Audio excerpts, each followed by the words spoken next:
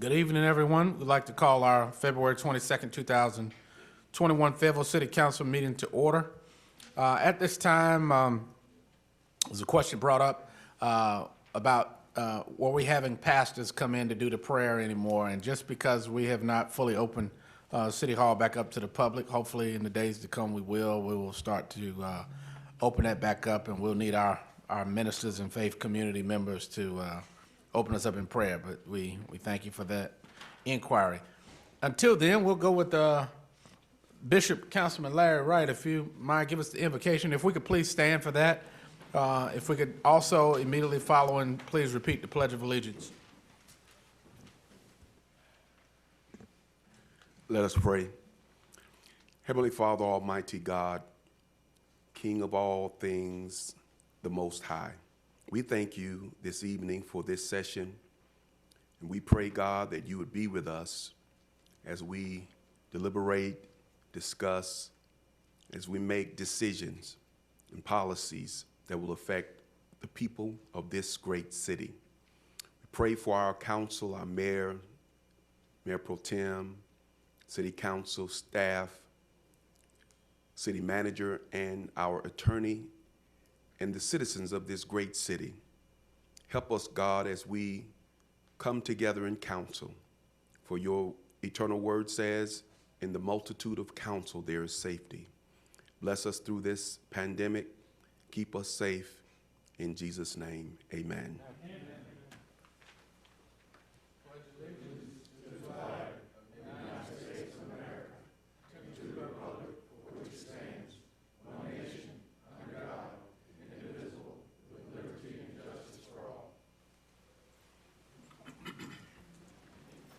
Thank you, Bishop and Councilmember Wright. At this time, we will have a COVID-19 update by Mr. Scott Bullard, followed by a COVID-19 related announcement by Councilmember DJ Hare.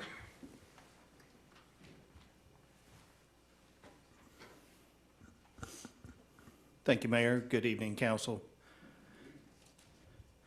This is our 344th day under our state of emergency for COVID.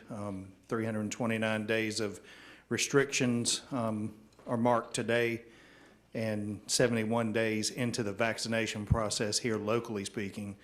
The big news, I guess, this week will be what happens with this second extension of the stay-at-home order and nighttime curfew, which is set to expire in 6 days. And we will then have some direction from the governor where that set of restrictions may relax or increase. The numbers, and there's a lot of chatter about trends getting better and improvement and that sort of thing. And I would caution everyone to be patient and be vigilant, because we see this every year with respiratory diseases like the flu, where we have this gathering around the holidays. There's a spike. Then the weather is cold. Sometimes January and February are not too pleasant, and we don't intermingle and gather and mix as much, and that kind of explains, even with the rainy weather, we've had some changes there. I would urge everyone to join me kind of going back to those percentage positive of test numbers we've looked at before. We've talked about it here before. The state is looking pretty good right now at 6.1%, but here locally we're at 9.4%. That's a moving average.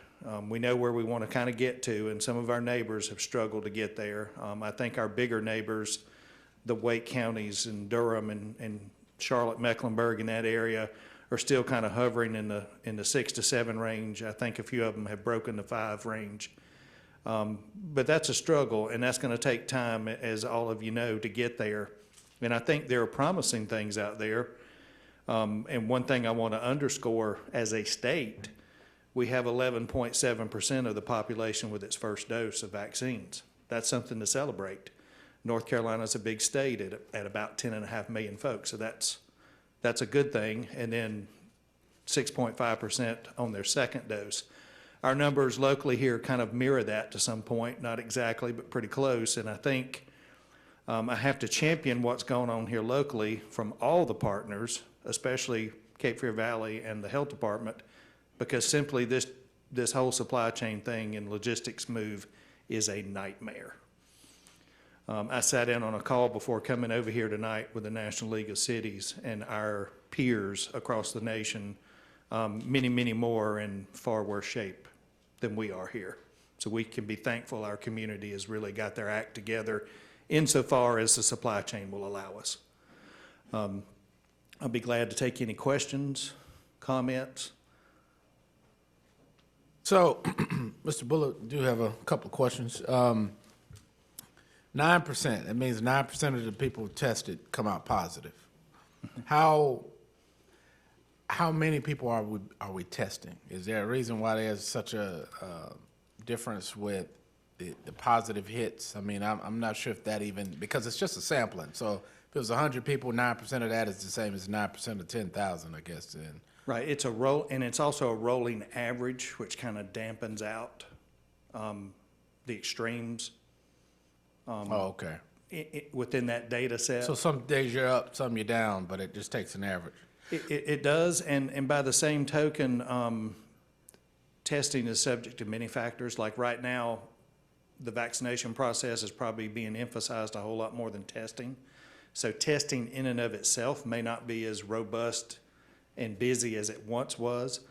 The other piece of it too that can kind of sometimes be a quagmire statistically is we retest folks. Oh. So it's not an individual new case each time. Oh, okay. So if you retest and you're positive again, now Exactly. That's two. So that positive. distorts the. Okay. All right. Well, thank you for that clarification. Mayor Pro Tem. So thank you, Mr. Bullard. I guess I was on the same track as the mayor, but I want to ask another question. So has testing gone down? Because I can tell you probably in December, we probably had a lot of people testing, and now as the testing part gone down, participants trying to get tested? I don't have a real read on that as far as here locally, because I don't see those numbers. The public health department would see the exact numbers.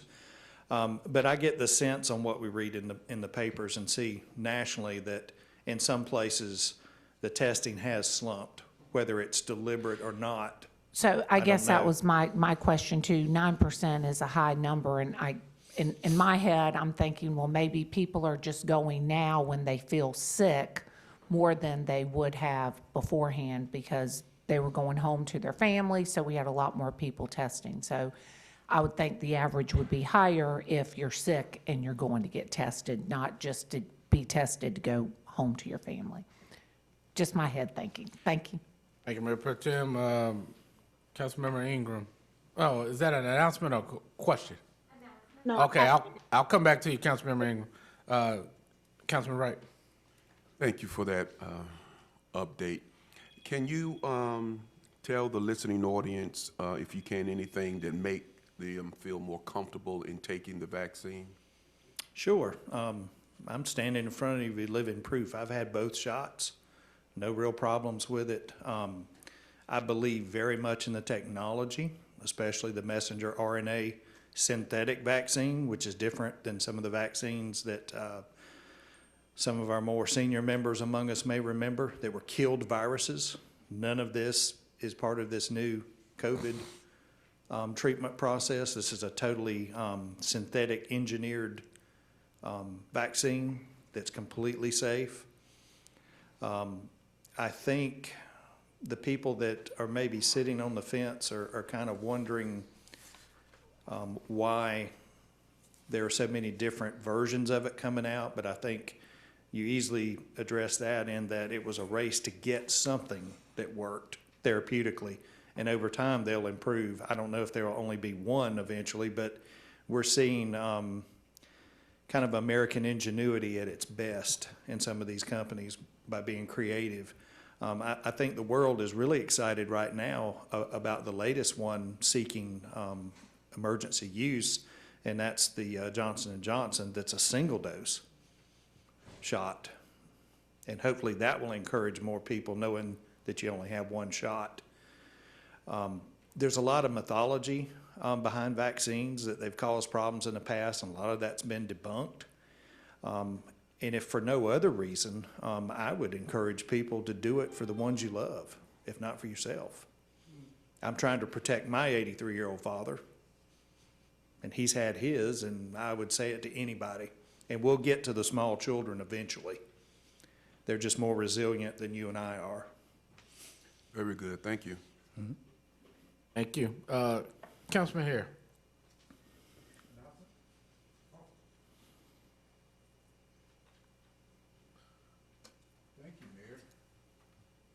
Okay, thank you, Mayor.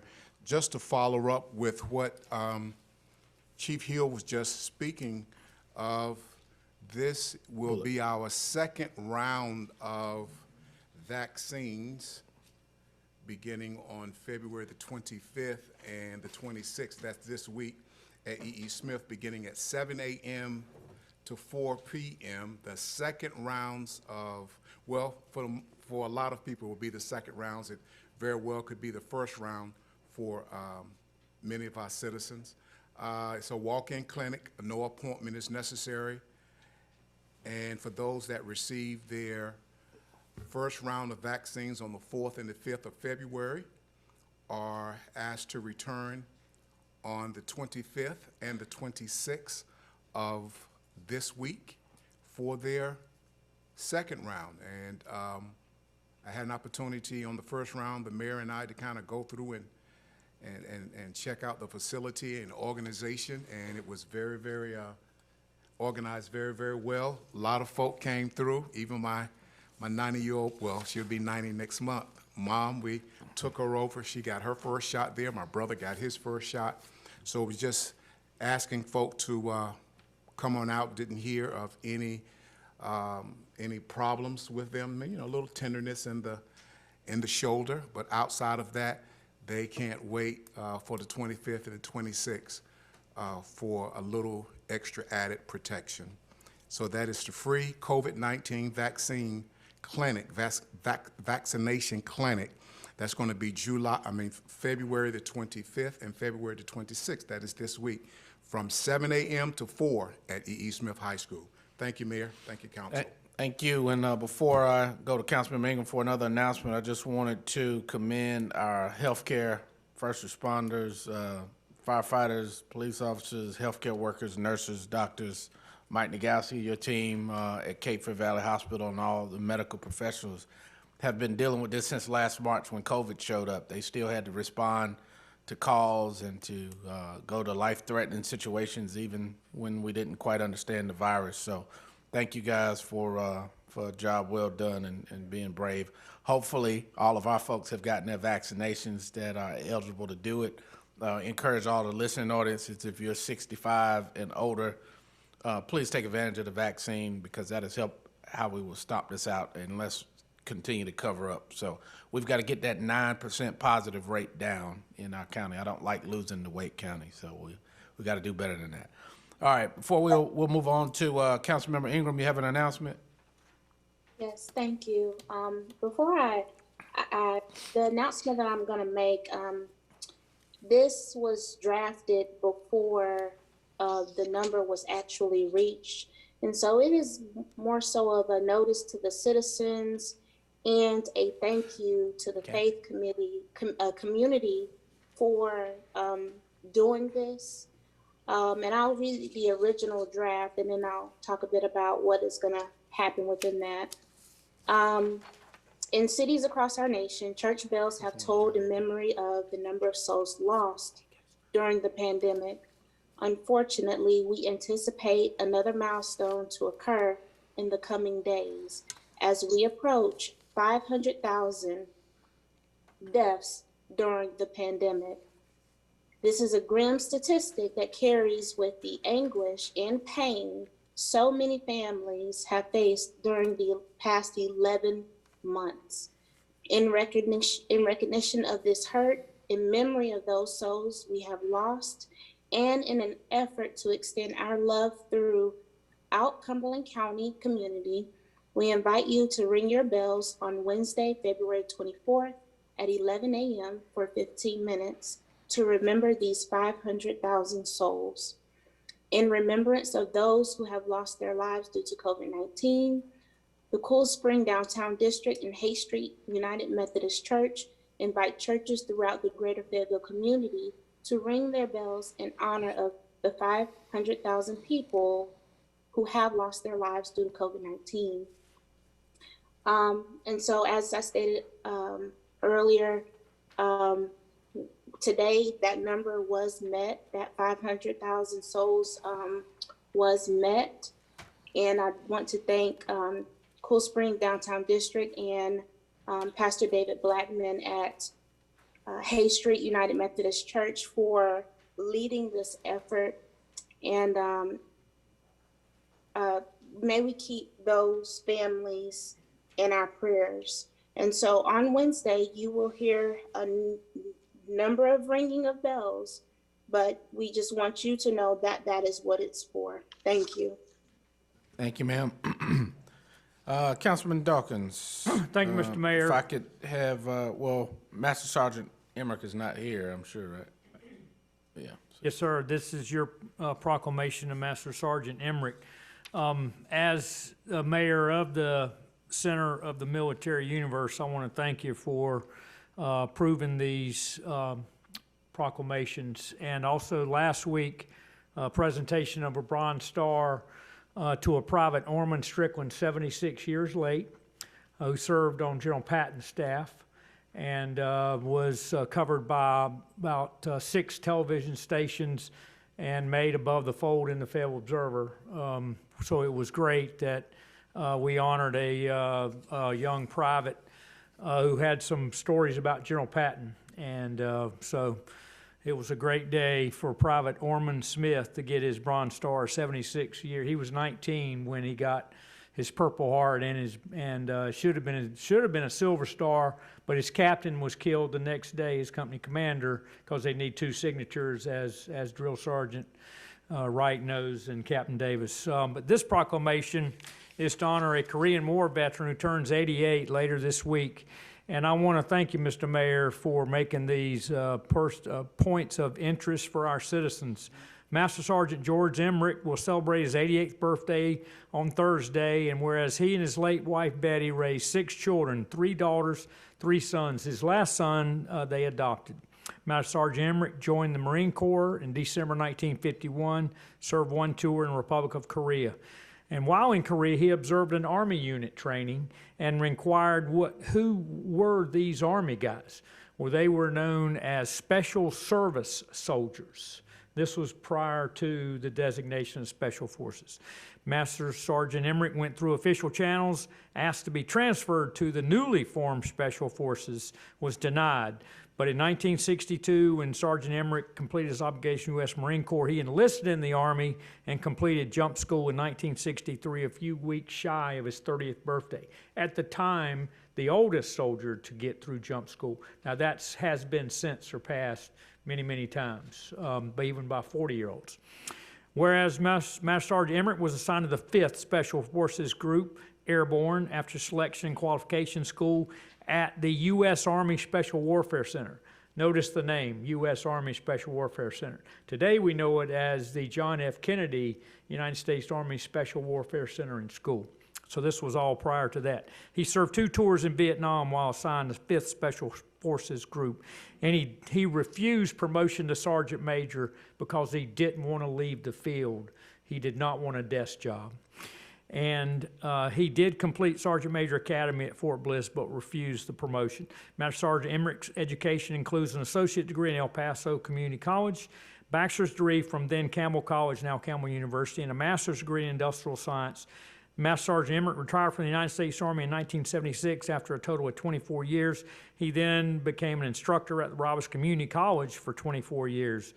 Therefore, I, speaking on behalf of Mayor Mitch Colvin and on behalf of this city council, more than 208,000 citizens, do hereby proclaim the 25th of February in the year 2021 to be George Emmerich Day, in witness whereof the mayor set his hand, caused the great seal of the city of Fayetteville to be affixed.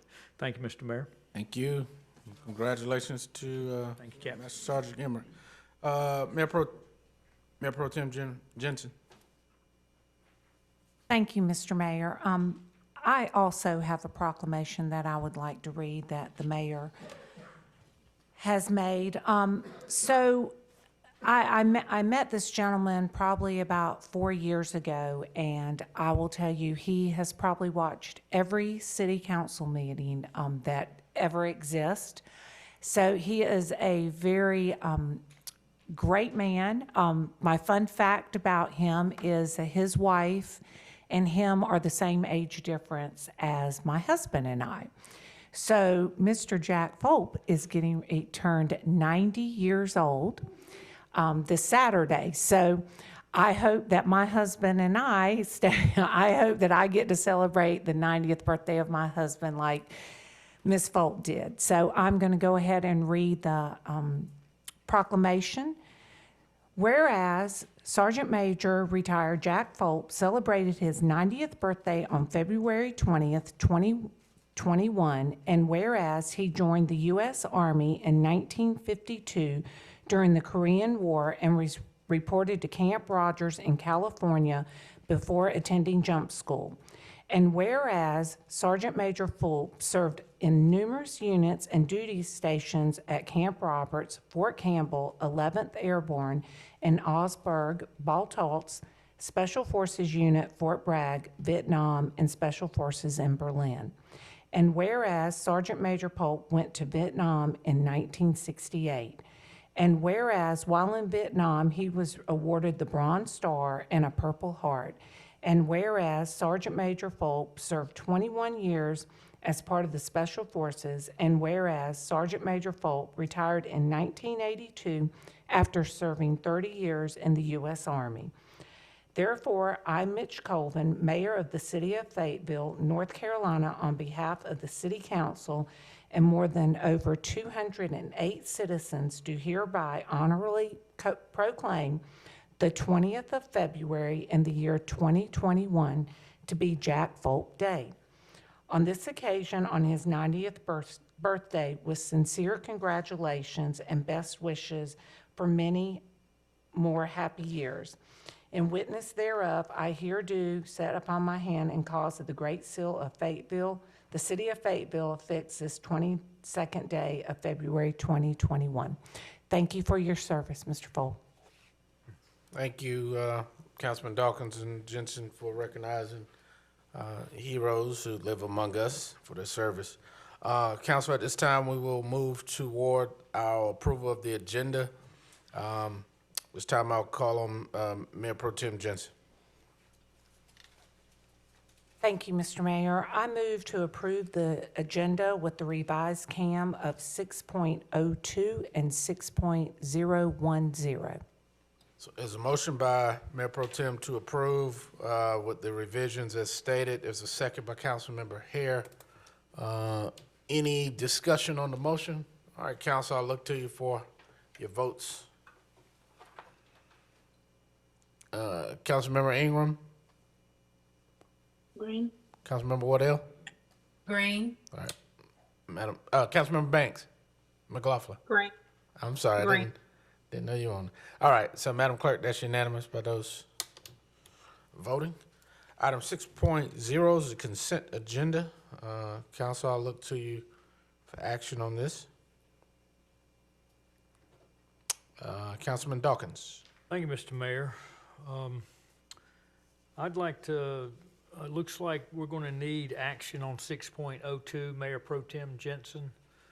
It looks like we've got some options, and do we need to? It's in the CAM that was just approved. We don't have to, okay. Motion to approve the consent agenda, Mr. Mayor. All right, there's a motion by Councilman Dawkins. There was a second by Councilman Davis to approve.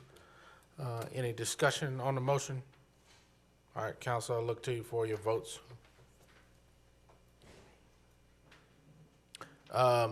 Councilmember Ingram, Green. Councilmember Waddell, Green. Councilmember Banks McLaughlin. Green. Madam Clerk, that is unanimous by those, by all. All right, item 7.01, Fayetteville Fire Department 2020 Annual Report. Chief Hill, how you doing?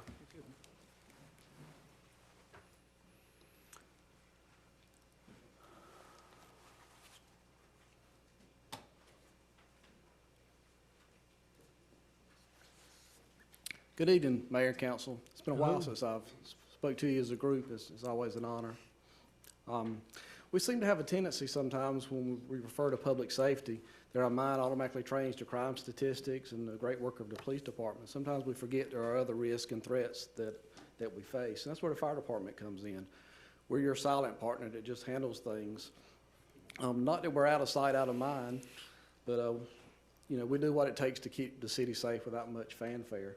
But I am reminded I do have a responsibility to keep you and the citizens informed of things that's going on. So I would like to come brief you more frequently on our activities.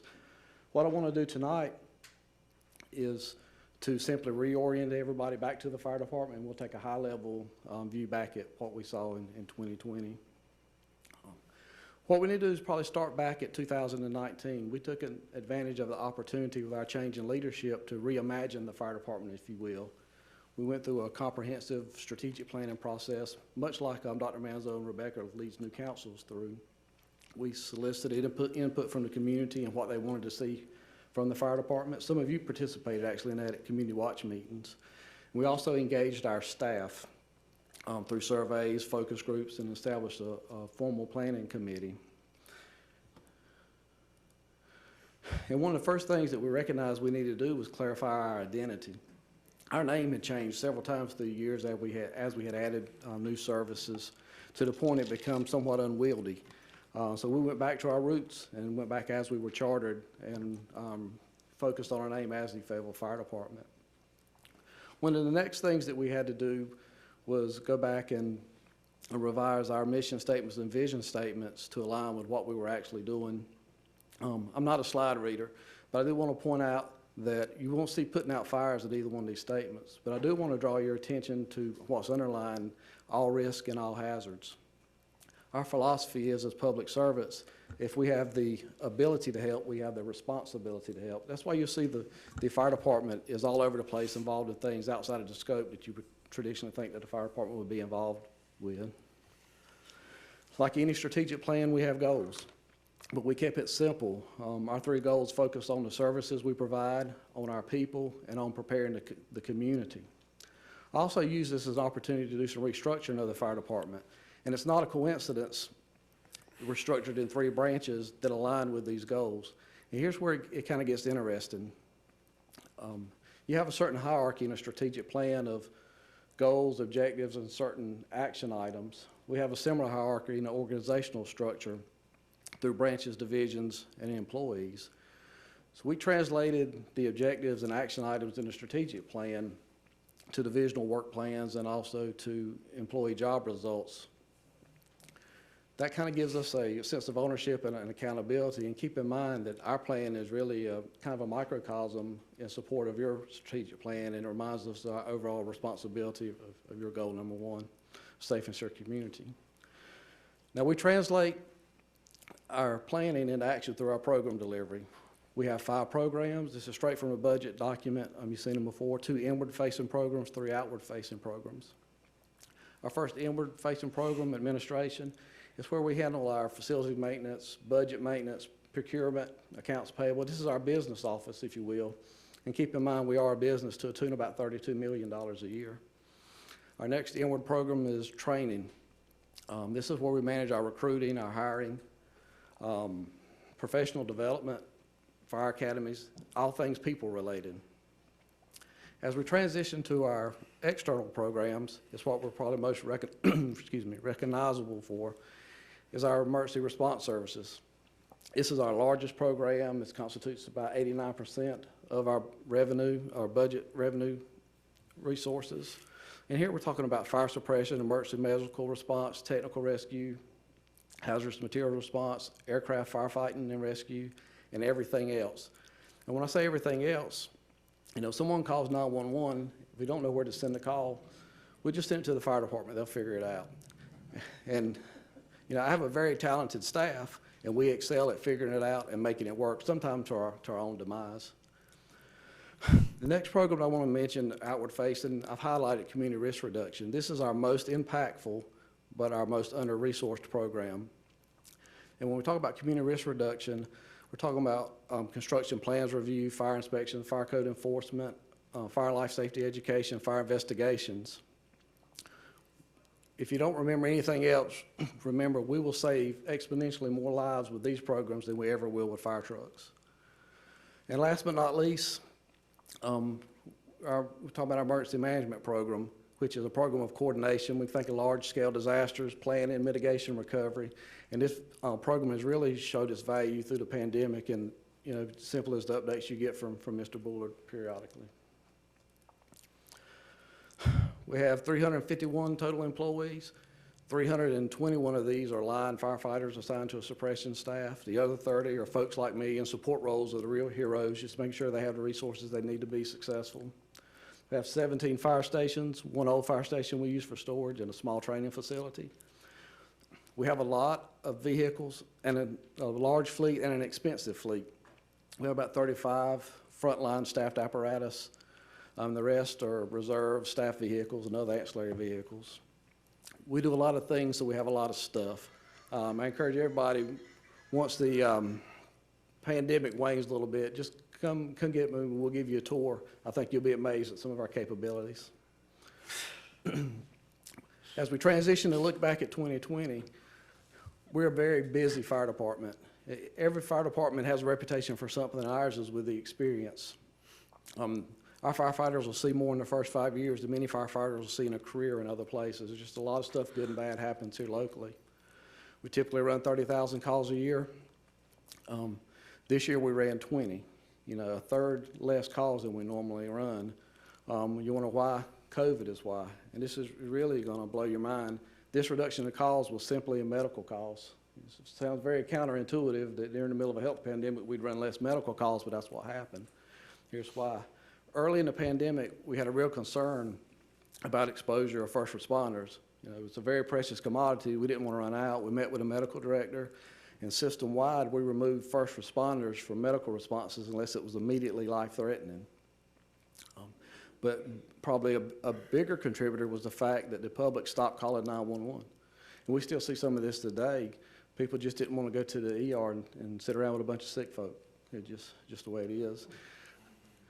The downside of that is we did see an increase in some of our cardiac arrest calls.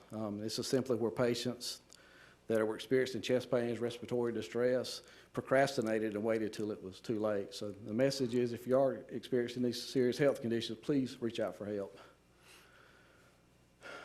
As I mentioned, this reduction in calls was simply on the medical side. The rest of our call volume stayed about the same. If you look at the pie chart on the right, you can see that we still, nearly 70% of our calls was EMS related, even though we saw that reduction. But the other thing that really stands out is the little red slice of pie that you see in the middle. This is our fire calls. We run a lot of fire calls, nearly 400 structure fires a year, but proportionally that represents a very small piece, only 3% of our total call volume, yet it drives the need for the majority of our resources. All right, talking about performance real quick a little bit. Flagship of fire department performance is response times, but I need to put it in context before I start putting a bunch of numbers at you. Most agencies report response times, probably what you've been used to seeing in the past is averages. But if you think about it, an average is really a performance of what you can do 50% of the time. It's a poor indicator of performance. I'm not really concerned at what we can do half the time. I focus on what we can do the majority of the time. So any performance-based statistics that we provide you will be measured to the 90th percentile. The next thing I want to draw attention to is when we talk about response times, many agencies, when they give you a response time, especially if you ever hear a response time from a fire chief that says we have a sub 5-minute response time, they're not telling the whole story. They're probably just more than likely focusing on the travel time. When we measure response times, we're talking about from the time the phone rings in the 911 center until we actually get there. And what's that made of? First is alarm handling. This is when the call taker's taking the call, asking a barrage of questions, and routing it to dispatcher to be dispatched. And we have a standard that this has to be completed within 90 seconds, 90% of the time. Excellent dispatch staff, communications center, we must always meet this mark. The next thing that we measure and look at is our turnout time. This is from when the tones go off in the fire station until the truck starts moving. Our firefighters have to have this accomplished within 80 seconds, 90% of the time. And then the last part would be the travel time we talked about. We use a baseline of 5 minutes and 12 seconds. This is just the industry best practice for a city of our size and density. Now, I get a report every day of the preceding shift of compliance to these times. And if for some reason we didn't meet the mark, the report writer will put a note in there of why we didn't. I've got to jump off this onto a soapbox for just a second. For one trend that I do see where we're not meeting our travel time component is increased prevalence of speed bumps and speed humps. Speed bumps slow us down and they tear up fire trucks. But again, unlike previous fire chiefs, I'm not totally against speed bumps. I just do ask when your constituents come to you with complaints or requests for speed bumps that we look at 3 things. Number 1, look at the data. If we're having more vehicle accidents, more pedestrian strikes in neighborhoods, maybe you do need speed bumps. Number 2, make sure the constituents are educated on the fact they do slow us down, and not only they slow us down, they slow ambulances down. They can perform some pretty advanced procedures in the back of ambulances, but they can't do them going over speed bumps.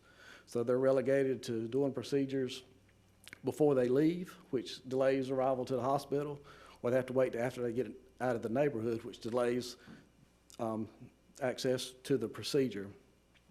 And number 3 is let's use them as a last resort. Let's try everything else first. I'm sure Chief Hawkins has many things up her sleeve through enforcement, deterrence, and education.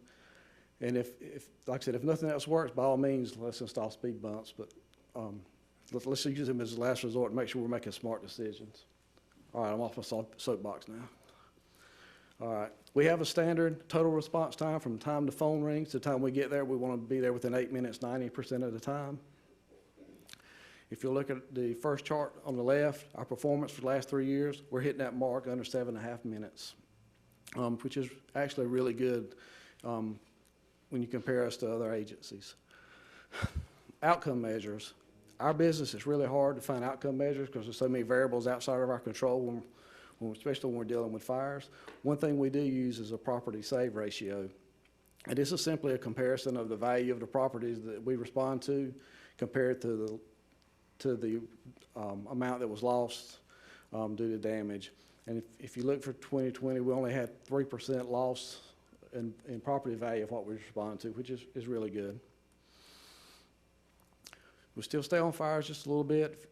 Cause of ignition, you can see the majority of our fires are accidental. But I do want to draw attention, you'll see 7% in the very middle, the blue piece of the pie is incendiary fires or intentionally set fires. Out of these fires, there was 13 arrests made. And that's big because fire crimes are really hard to get convictions on. So a lot of jurisdictions don't pursue them. We have a pretty aggressive program of a fire investigation team in a partnership with us, the police department, some outside agencies. And I would like to give a lot of credit to the police department. They do take these just as serious as anything else, and they do their due diligence, and it helps to keep these numbers really low. Number one cause of accidental fires in the city is unattended cooking. That's the evidence with the chart on the right. You can see majority of the areas of fire origins are in the cooking areas or in the kitchen. Not all cooking fires start in the kitchen, though.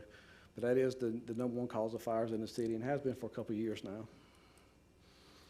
Most powerful slide in the entire deck. If you look at the red trend lines on both graphs, the one on the left references the public education events that we put on, and one on the right is smoke alarms installed.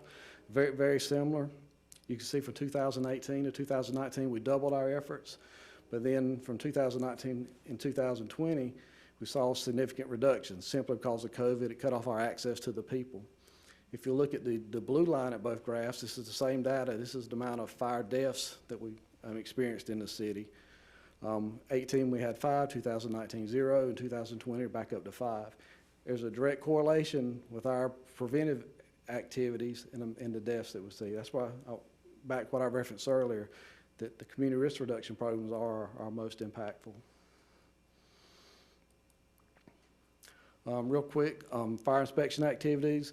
We run average about 8,000 inspection activities a year. Majority of our inspections activities are maintenance inspections, re-inspections. They're dictated their frequency on the type of occupancy and their use.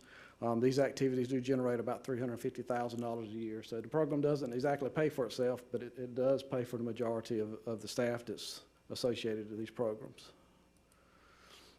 Real quick, talk about our recruiting.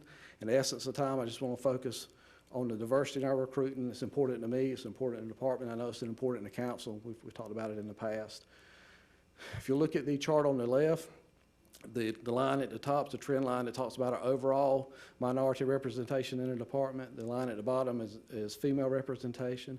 And you can see over this time span of 5 years, we've never doubled our representation in both areas, which is good. We're trending up. We recognize this is not just a Fayetteville issue. It's a lack of diversity in the fire service is an issue nationwide, but we're on the right track. If you look over to the chart on the right, it's the same breakdown, minority representation at the top, female representation at the bottom, but this is focused strictly on our recruit class. And you can see this time period, we've nearly tripled our representation of minority makeup or diversity that we're bringing in with our recruits. There's a story here. What this story tells me is we're on the right track. We are increasing the presence of underrepresented populations within the department. But if you look at the trend lines, we're doing a much better job at attaining diversity than we are retaining diversity. We're bringing them in at a rate like simply faster than we're keeping them. So now I need to focus on retention strategies and let's try to figure out why we're losing them faster than than we're actually bringing them in. Jump to training real quick. We're a lot of training this year. Over 28,000 hours logged in training, which is remarkable in the fact that we've not we've cut off access to all out-of-town training and all multi-company training to keep people separated, but we were still able to increase our training numbers. And the pie chart on the right shows us just a little bit where our training is. And again, I mentioned earlier, fire calls represent a very small percentage of our calls proportionally, but it necessitates the majority of our training. All right, these are labeled as highlights. I'm going to call them chief pride points. Through 2020, we maintained our accredited status. 281 departments in the world that's accredited. We maintain our Class 1 ISO rating, which is the best rating we can have. We're one of 393 departments that can claim that. There's only 102 departments in the country that can claim that they are accredited and have a Class 1 ISO rating. Out of 30,000, we're in the top 102. Please don't interpret that as the fire departments took care of. We can focus somewhere else. We still have needs. Interpret that as you're getting a great return on your investment. It would be the envy of Wall Street if we were trading stock here. We were fortunate in 2020, received about $150,000 grant to replace all of our defibrillators. New science, new technology is supposed to be proven to increase survivability of sudden cardiac arrest events with these models. We're currently training on them, hoping to have them deployed in the field by end of March. We were also blessed with receipt of a SAFER grant, $2.8 million, which will pay these salaries for 18 firefighters for the next 3 years. They're currently hired. They're in the academy, should hit the streets about May. I plan to use these firefighters to bolster the staffing levels in our stations that have single engine companies, and also divert some resources to these community risk reduction programs that we talked about earlier. I was proud this year we could continue our cancer prevention initiatives. Occupational cancer, #1 cause of line of duty deaths of firefighters. It's not like you see on TV. Firefighters aren't going out in a blaze of glory and making a heroic rescue. They're dying in hospice beds after they leave the service, or to committing suicide is the latest trend that we're seeing. I'm proud that we were able to continue the initiatives that we started a couple years ago. Great support from council, great support from the manager with these programs, and we want to keep it going. I'm proud in our recruitment strategy, our diversity. We've definitely turned around. We're making improvements, but like I said, still need to focus a little bit now on retention. But probably as the fire chief, most important thing I was proud over 2020 is through this entire pandemic, our services haven't suffered a bit. Across the country, I've seen fire departments that had to close down. They had to brown units out. We've not missed a beat, and I attribute that to dedication of our staff and some of the prevention and mitigation measures we put forth. I've not been the most popular fire chief this year with some restrictions we've put in place, but we've kept everybody healthy and we've kept people at work, so we're proud of that. Looking at 2021 real quick, our accreditation process, every 5 years we have to be evaluated by a group of our peers. We've got that scheduled to come this fall. Fire Station 4 relocation, we're currently in a design phase. If all works out well, we'll have a set of plans ready to go out to bid by summer, and hopefully we'll have a contractor selected by fall. We're hoping to break ground then. We're going to focus on our community risk reduction programs. As soon as we can get access back to the people, we're going to hit the ground running again. Our records management system ends its end of support life this year, so we're currently evaluating, and will be for the next several months, different options. And that leads me right into EMS program evaluation. It's our largest service, largest call for demand, but we have no way to do any type of outcome measurement with that program because we don't get patient outcome data back. So in our records management system replacement, we're looking at some options to maybe partner with the hospital so we can get that feedback, so we can see how effective our services are and any changes we need to make. Definitely, we're going to continue to focus on recruitment and retention, and still continue to focus on our employee wellness initiatives. So that concludes what I have for you tonight. Thank you, Chief Hill. Do have a couple of questions. Councilmember Ingram. Mayor Colvin, he actually answered my question during his presentation. Thank you.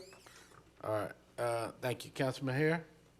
Chief, you made a statement that I'm pretty sure I'm going to get some feedback from some of my residents. You said, and it's documented and in the minutes, that the citizens need to hold up thinking about putting down speed humps. I don't think that's what I said. Well, you can fix it up. I understand. I do understand what you're saying. I wish there was something else that if maybe you all drove a lot slower as you go over the speed humps, but my citizens in my district, they scream for speed humps as many as we can get. Looking over on your, I'm not sure what page it was on, but it was the page where you showed the numbers of calls from, I think, 18, maybe 19 to 20, with the blue, no, it was the one where you spoke on COVID-19. This is it? I think this was it, where our reduction in calls. Yeah. Explain that to me just a little more, because one of my questions was going to be how many calls do you have that are related to COVID-19, just due to the atmosphere that we're in today.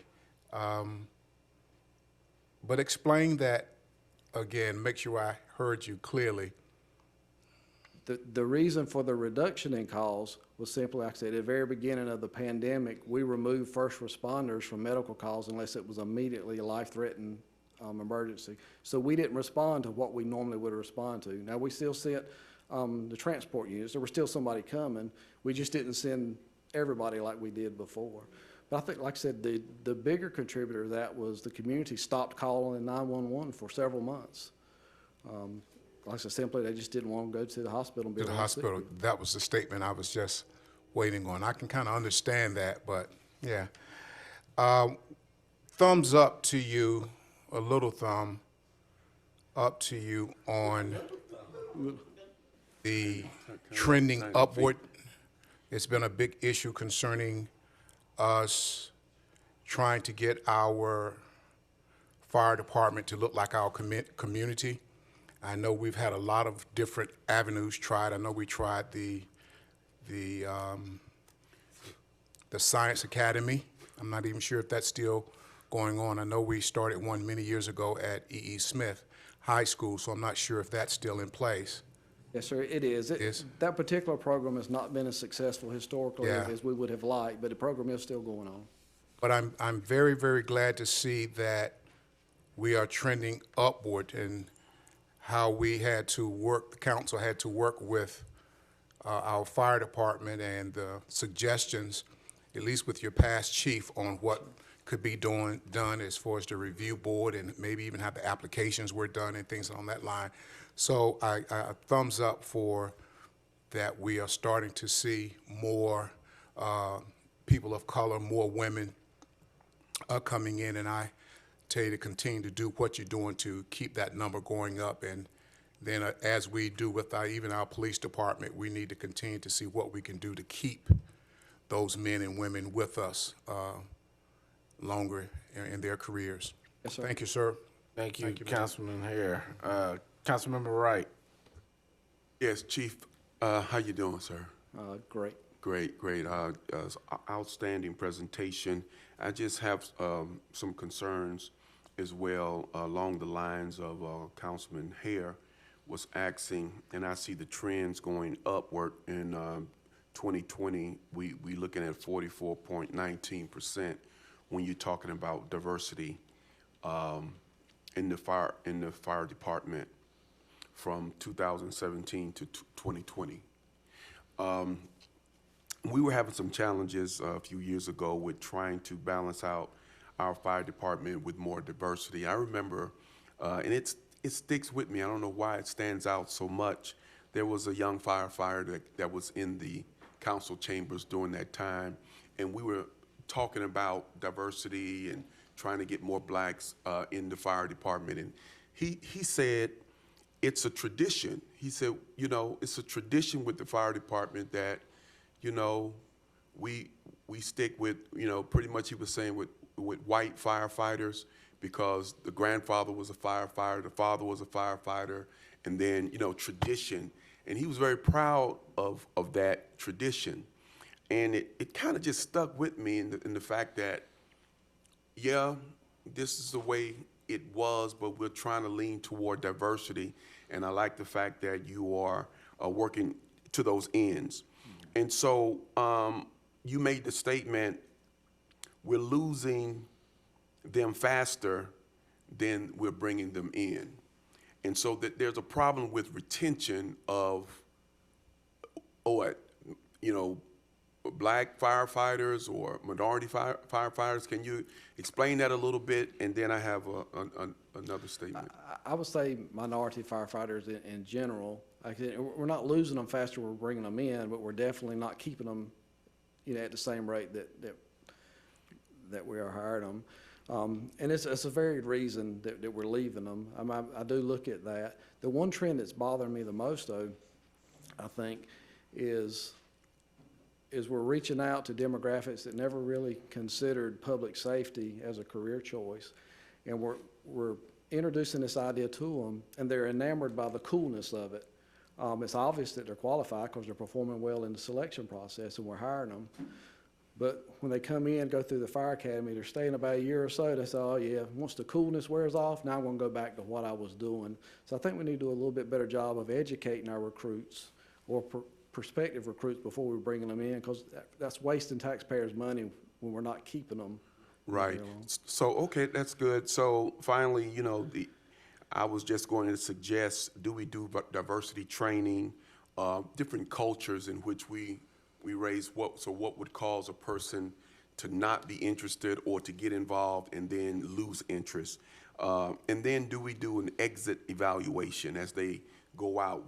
We try to find out, why did this person lose interest? Yes, sir. We do, the city as a whole has a process where we do exit interviews. With the fire department itself, I do them personally. Okay. And collect that data. All right, thank you. Thank you, Councilman Wright. Councilman Dawkins. Thank you, Mr. Mayor. I'm ready to make a motion to accept if there's no objection. Okay, seeing none. Mayor, I'd like to make a motion to accept the Fayetteville Fire Department 2020 Annual Report. I'm sorry. Councilmember Banks McLaughlin. I'm sorry, my hand was raised. I don't have a question, but I just wanted to commend Chief Hill on all his hard work. I know sometimes with the firefighters, with their hard work, they seem to go unnoticed.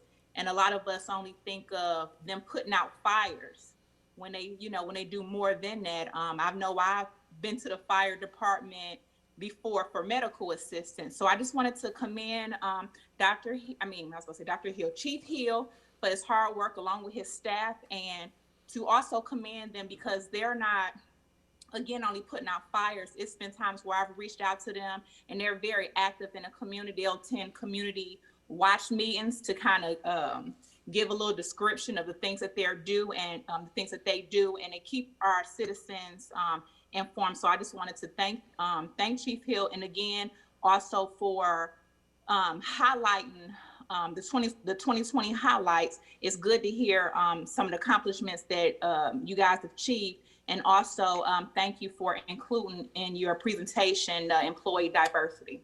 So I just wanted to say thank you. Go ahead. Yes, ma'am. Thank you. Thank you, Councilmember. Councilman Dawkins. Thank you, Mr. Mayor. I'd like to make a motion to accept the Fayetteville Fire Department 2020 Annual Report. There's a motion by Councilman Dawkins. There's a second by Councilmember Hare. Any discussion on the motion? Council, I'll look to you for your votes. Keep up All the right. good work, Chief. Yeah. Councilmember Ingram? Councilmember Ingram? Green. Okay. Green. Okay. Councilmember Waddell? Green. Councilmember Banks McLaughlin? Green. All right. Madam Clerk, that's unanimous. Good work, Chief, you and your team. The other chief, Chief Hawkins, how you doing? I'm well, Mayor and Council. So, as I pull up the slides, I want to first start off by reminding this is the fourth quarter presentation, but at the same time, it's also going to be the year in review to a certain sense. So I'll flip-flop a little bit, but before I do that, I did want to acknowledge half of my command staff who's here. They are awesome. They are my team, and there is no way we could do any of it without them. They know they operate at a very fast pace. They are sought after nationally because of their experience, so I'm very proud of them, and just wanted to share that only half of them are in the room, but I do appreciate them. So let's get started. Just as a reminder, how I present the year-end, I'm going to go over our crime stats, and then I'm going to talk about some of the trend analysis, and as well as share a little bit about our crime-fighting strategies, and then last but not least, talk about some of our community engagements that occurred in the fourth quarter. So remember, I separate this in crimes against persons, and I've shared in the beginning of last year, throughout the whole year, we were going up against very good 2019 numbers. We had decreased a lot, so that's very difficult to do. You'll see homicides gone up 29%, which is a difference of 24 to 31. Rapes gone down a little bit from the full year. Aggravated assault was up. Overall, crimes against persons, any type of assaults were up. So we had an overall crime against persons increase of about 5.47%. Typically, I'll break this down so we can narrow down, since our largest increase in assaults relates to aggravated assault, break it down to see how we can drill down and address the different type of aggravated assaults to proactively move our resources. Every week, we have a weekly meeting. So we broke down the felony and misdemeanors. Misdemeanors were down compared to our felonies. We also look at domestic violence. We know we had a lot of different theories to think that people are at home. Is there a lot more arguments, fighting, or is that increasing? Remember, we started the domestic violence unit just to analyze a little bit more to see if we can be proactive in decreasing those numbers. And this is a new slide. I'm going to talk about this a little bit. So we focus our energies on repeat offenders, and there's a reason why. There is typically a trend where there's a small amount of individuals doing a large amount of crimes in the community. So what I did was I had them pull the homicides that occurred last year. And this is an example of the 31 homicides. We identified and or arrested 26 offenders. So what I did is have them break that down to see what's the age of the offenders that were committing the homicide. And you see in the chart above, the high age was 18 to 29 years of age. We had one 17 and under. But out of those 26 offenders, 85%, and we only went back 5 years, as a recent criminal history, had some type of criminal offense history. 22 of those 26 offenders had done something in a criminal aspect. We did the same thing for just the felony aggravated assault offenders, and we had identified 76 of those or arrested them, and 59 of those 76 also had some type of past criminal history. The age range was between the same thing, 18 to 29. So that's why we always try to focus on repeat offenders and known people who might be getting out, or just that trend, to talk about how relational is. For example, those 76 might have done more than one of those felony aggravated assaults. So talking about homicide, this chart, remember, our homicide unit does more than just investigate homicides. They look at overdose, because we think about what's happening, what's the trend in our community. Is an increase in overdose. That means we start focusing on narcotics, different type of narcotics going out in the community. We also saw an increase because of COVID. People were by themselves overdosing. They may not have had the Narcan to reverse it. Suicides held pretty close to about the same, just a little bit lower. We had a little bit less than natural and accidental death. So these are all the types of death investigations the homicide unit conducts. So this is a new chart also. What I wanted to do is share to see what the trend has been for the last 5 years for just crimes against persons, to see what the overall average was. And you can see, although we were up in just those categories, crimes against persons, our trend for the last 5 years has been below the past 4 previous years. So I wanted to share that. So we're talking about the last fourth quarter. I know you all remember in the last fourth quarter we had a trend of serious carjackings, and we had approximately 8 carjackings that were occurring. They had the same MO in relation. They were happening in apartment complexes. It was more than one person at times. We put out media releases because we wanted the media to really be vigilant. We knew that this was stranger to stranger because of the oddity of they were shooting individuals. So the result, we were able to arrest 4 juveniles. We can't share the names because they are juveniles.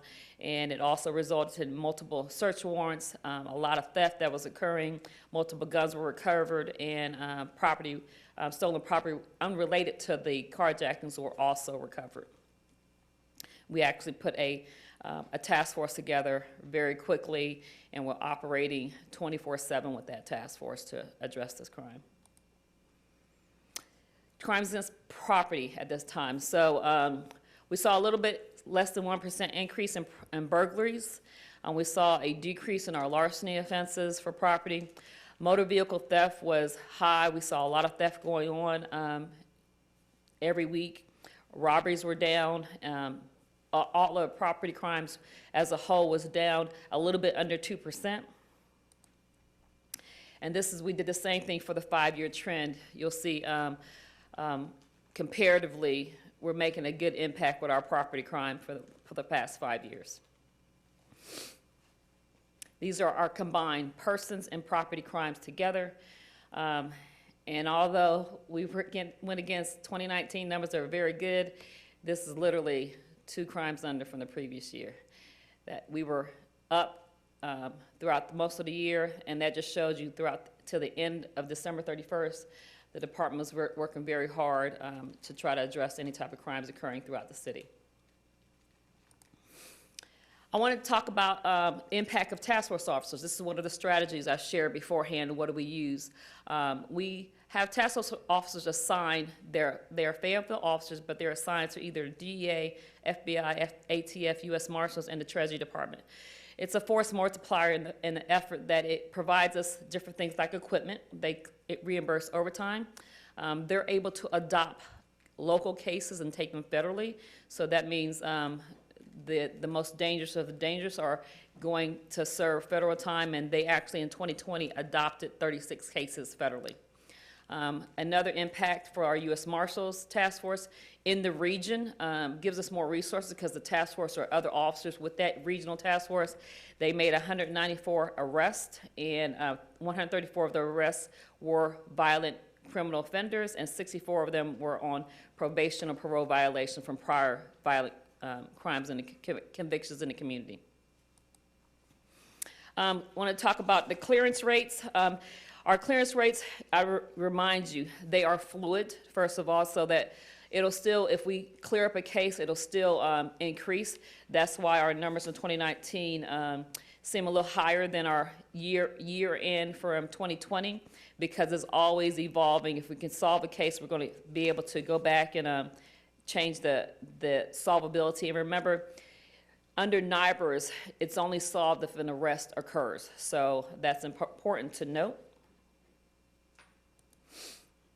Talk about traffic fatalities. I know that that's very important for us. That's how we are able to deploy different, where we put our traffic enforcement as well as our traffic units. And we saw an increase in pedestrian traffic fatalities compared to the previous years. The fatalities, we start looking at streets, and we know we can make assumptions from other years. Breaking down, that also shows that Rayford Road had 5 fatalities last year. Cliffdale and Ramsey Street had 3 each. Pamela and Country Club Drive had 2 each, 2 fatalities. They were all different for different reasons, but we monitor those so we can make sure we work in conjunction with DOT, the traffic unit, to see what else can we do to minimize the fatalities occurring. I did want to share that of the fatalities that dealt with pedestrian, 12 of the pedestrians were actually either walking in the road or attempting to cross the road. The traffic unit also participates in the Governor's Highway Safety Program, in which there are different initiatives that we partner with the Highway Patrol and or the Governor's Task Force to do it, so those are listed there as well. Narcotics unit, these are just the narcotics they've taken off as a unit off the streets when they're doing their investigations.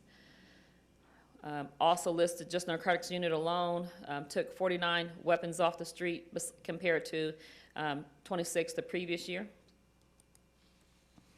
Our 911 call center, we set a goal for, remember this is priority 1 and priority 2. These are immediate response calls, and our response time is increasing. It's below the national average, but we are working to see how we can improve that as well. And that's just like what the fire chief said, is the call from when you first get it in the call center to when someone first arrives. Internal affairs are talking about our internal affairs unit use of force incidents that we reviewed compared to the previous year. Look at our departmental investigations and our citizen complaint compared to the previous year. These are a little decrease from the previous year. Talking about our staffing, as of December 31st, as to our numbers, is not a secret. We talked about it beforehand. Sworn personnel down from our budget, from our actual. Our non-sworn is a little down also, but we also share this when we talk about it later.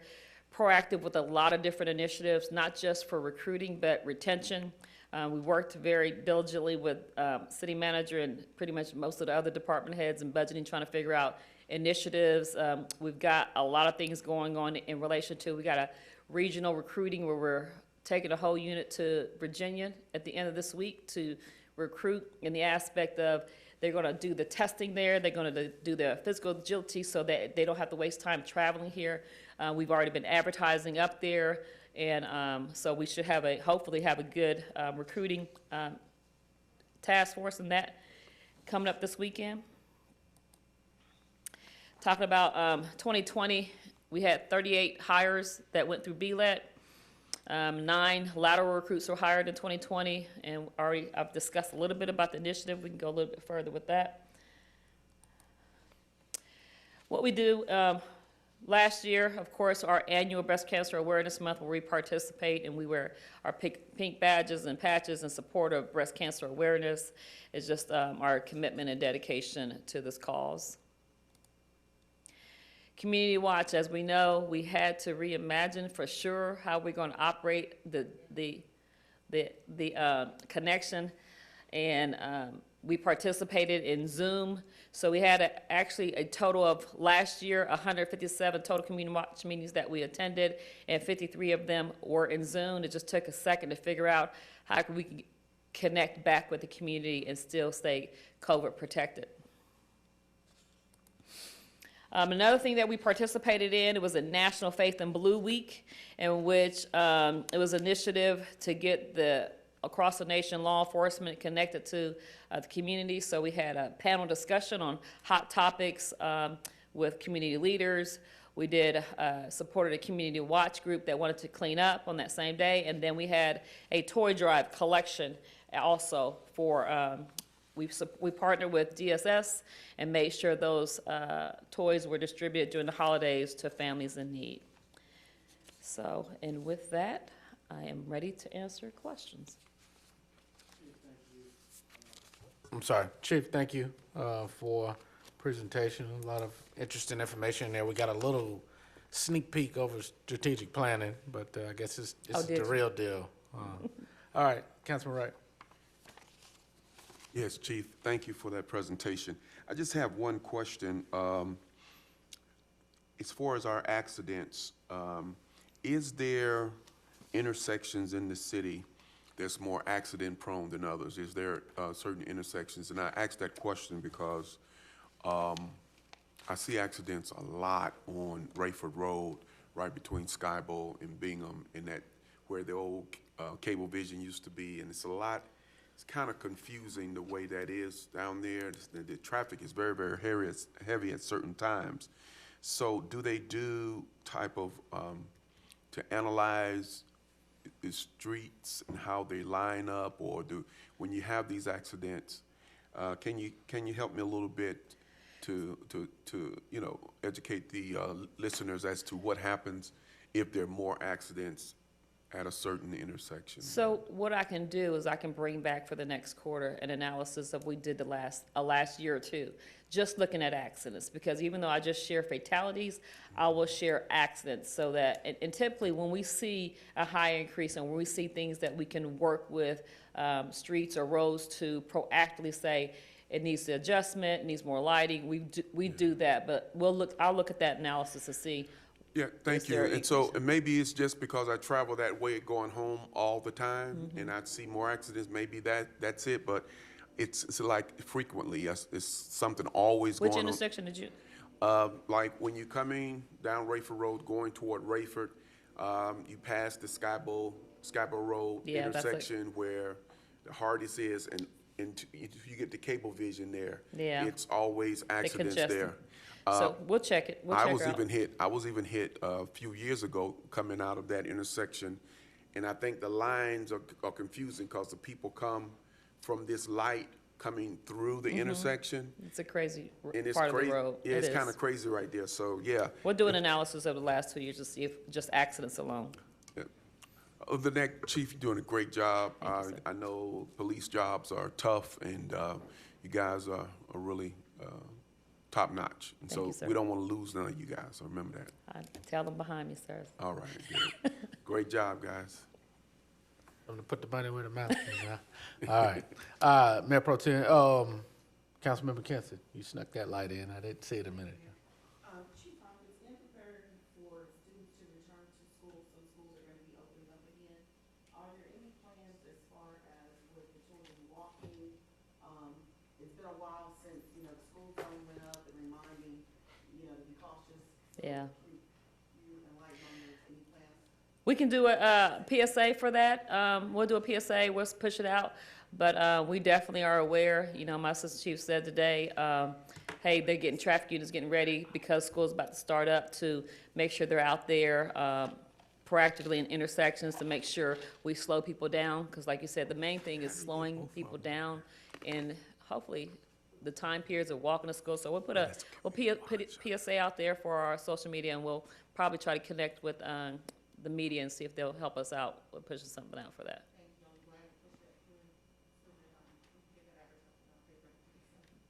Thank you, ma'am. Councilmember Banks McLaughlin. Thank you, Mayor. Good afternoon, Chief.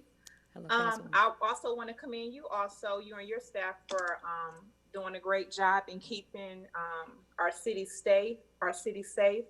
And also to commend you guys. You guys are very active on social media. I stay connected through the Nextdoor, Instagram, so you guys are keeping everyone informed. But I do have one question. I know there's been a few break-ins in the West Fayetteville area. And I've had people reach out to me and was questioning as far as police present. Okay. Can you kind of give a little information on as far as the police present? Okay, so let me make sure so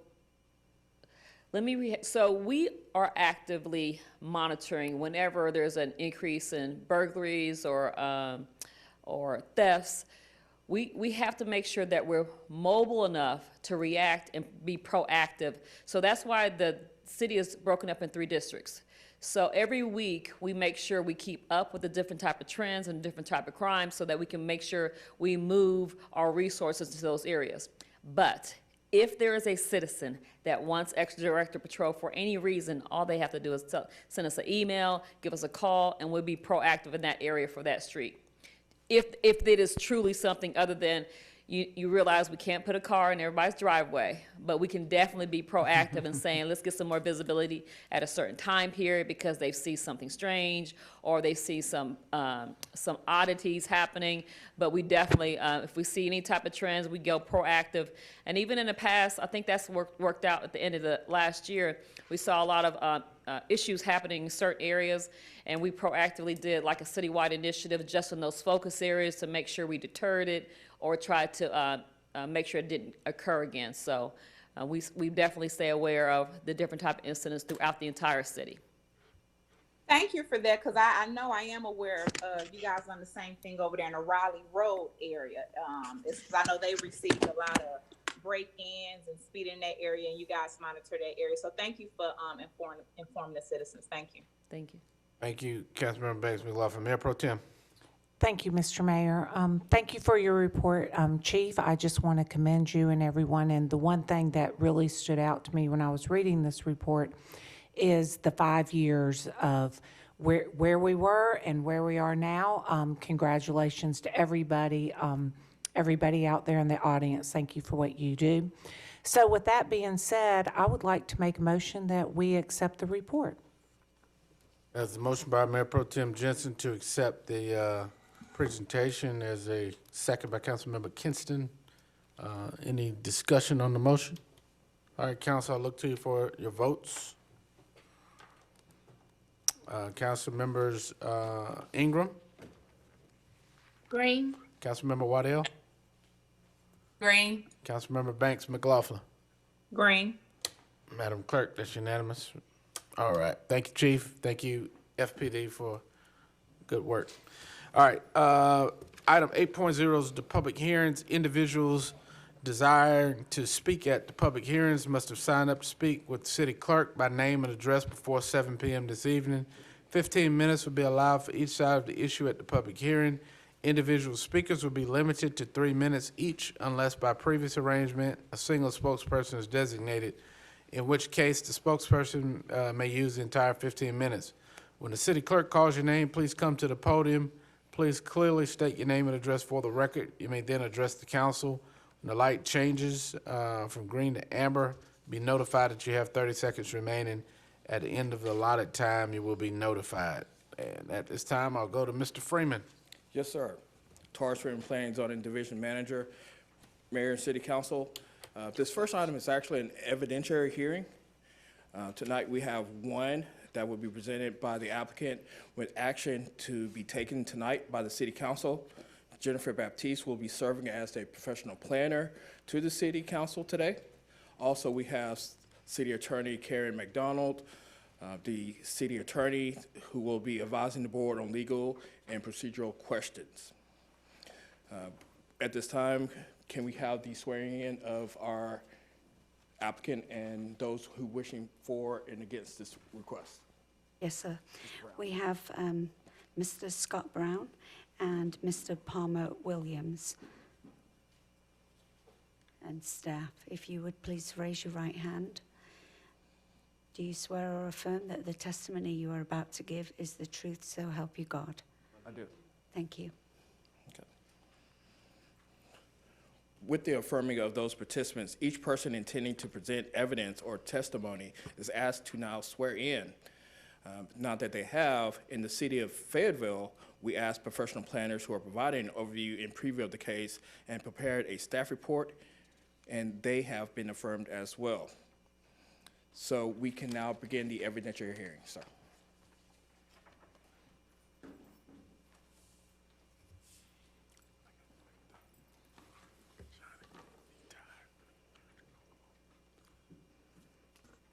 Good evening. My name is Jennifer Baptiste. I'm Senior Planner with Development Services.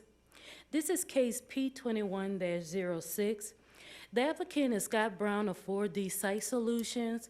The owners of the property are Sharlene Williams Revocable Trust and Cliffdale Corners LLC. The request is for a special use permit to construct townhomes in the Autry Lake at Gates Four Subdivision. The parcel is located on Dundle Road and Lindbridge Drive. The approximate acreage of the total parcels is 28.76. It's currently in District 6, and staff and the Zoning Commission are recommending approval at this time. Many of you may recognize this. This area recently came before City Council. These three parcels located here close to Lindbridge Drive had a request to be annexed and receive a conditional zoning of SF10CZ. and that occurred in October of 2020. This larger parcel right here, close to Dundle Drive, was also rezoned and given a rezoning of SF10 CZ. According to the zoning map, all of this should actually be in yellow, and which denotes that this is a SF10 CZ zoning district. According to the future land use map, this area is designated as being low-density residential. Low density is defined as single-family residential with accessory dwellings and townhomes on lots typically with 1 to 4 dwelling units per acre. As stated previously, this area was rezoned by City Council on October 26, 2020 to SF10 CZ. The CZ zoning district allows certain flexibility to occur with development standards. The request for the conditions associated with this rezoning was to allow some flexibility with lot setbacks. Part of the development, this part of the development will consist of approximately 36 townhomes according to the site plan submitted by the applicant. To the north of the property is the Gates Four Subdivision that is currently in the city of Fayetteville. To the south is, and to the east is Turnberry of Gates Four, which is in the county. And to the west is Surrey Meadows and Preston Subdivision, which is in the city of Fayetteville. As you can see based on the site plan, the applicant is proposing to have the townhome developments internal to the site with single family on the outside borders in this general area. The Zoning Commission and staff are recommending approval of the proposed SUP. The SUP implements the policies adopted in the Unified Development Ordinance, as well as it allows for single-family residential 10 conditional zoning districts and will not detract from the overall area. The proposed SUP ensures that new development is compatible with the current zoning, the UDO, and the overall growth pattern in the area. The utilization of the existing previously developed site, and there are no other factors that which will substantially affect the public health, safety, morals, or general welfare. The applicant, Mr. Scott Brown, is here to answer any question and also to discuss the required findings with City Council. And he will be prepared to discuss this once you open the public hearing. Are there any questions for staff? Thank you. None. Okay. Mayor and Council, one of the things I would like for you all to remember, special use permit approvals are designed to allow City Council to deliberate if the use or activity can fit as proposed, with reasonable conditions or flexibility in location, design, and methods of operation, or is not appropriate at the proposed location in the city. If approved or approved with conditions, the special use permit remains with the land use unless specifically conditioned as part of the approval itself. Thank you. Sure. All right, so guess with that, we'll open the public hearing. Madam Clerk, please call your first speaker. Mayor, our first speaker is Mr. Scott Brown.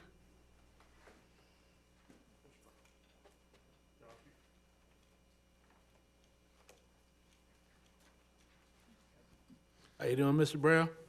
Doing great, Mr. Mayor, council members. Thank you for letting me come out and hearing me tonight. Scott Brown, 409 Chicago Drive. Is this on? Scott Brown, 409 Chicago Drive, Suite 112, Fayetteville, North Carolina, 28306. okay? Just for essence of time, I'm not going to repeat the stuff that Ms. Baptiste has already repeated. You've seen this property before, as Ms. Baptiste mentioned a few months ago, in reference to a annexation and a rezoning request. We're here tonight to continue along with that same site plan for the special use permit for the townhomes. As required by the UDO, townhomes does require a special use permit in the particular zoning district. And so we're here tonight to look at those townhomes, not the single-family homes. It is served by water and sewer by PWC. We will have a connection to Dundle Road as well as a connection to Lindbridge Road inside of Gates Four community. The existing lake to the north will be used for stormwater retention. That's in the process now. That dam is being reworked and revamped and going through NCDEQ dam safety for those improvements required for stormwater retention.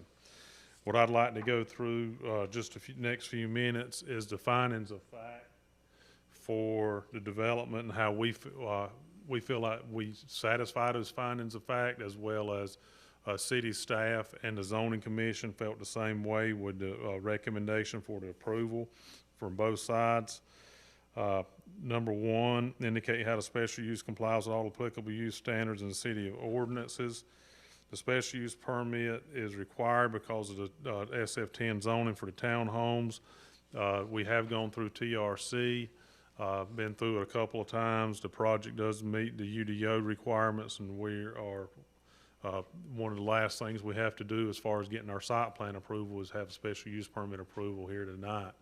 And hopefully y'all will see fit for that, and we can continue moving forward on collecting the remainder of those outstanding permits. Describe how the special use is compatible with the character and uses permitted in the zoning district of surrounding lands. The surrounding property is zoned residential. This is the one of the lone pieces left that's undeveloped. The perimeter lots of the project will be single family, similar to the surrounding properties. The interior portion will be townhomes.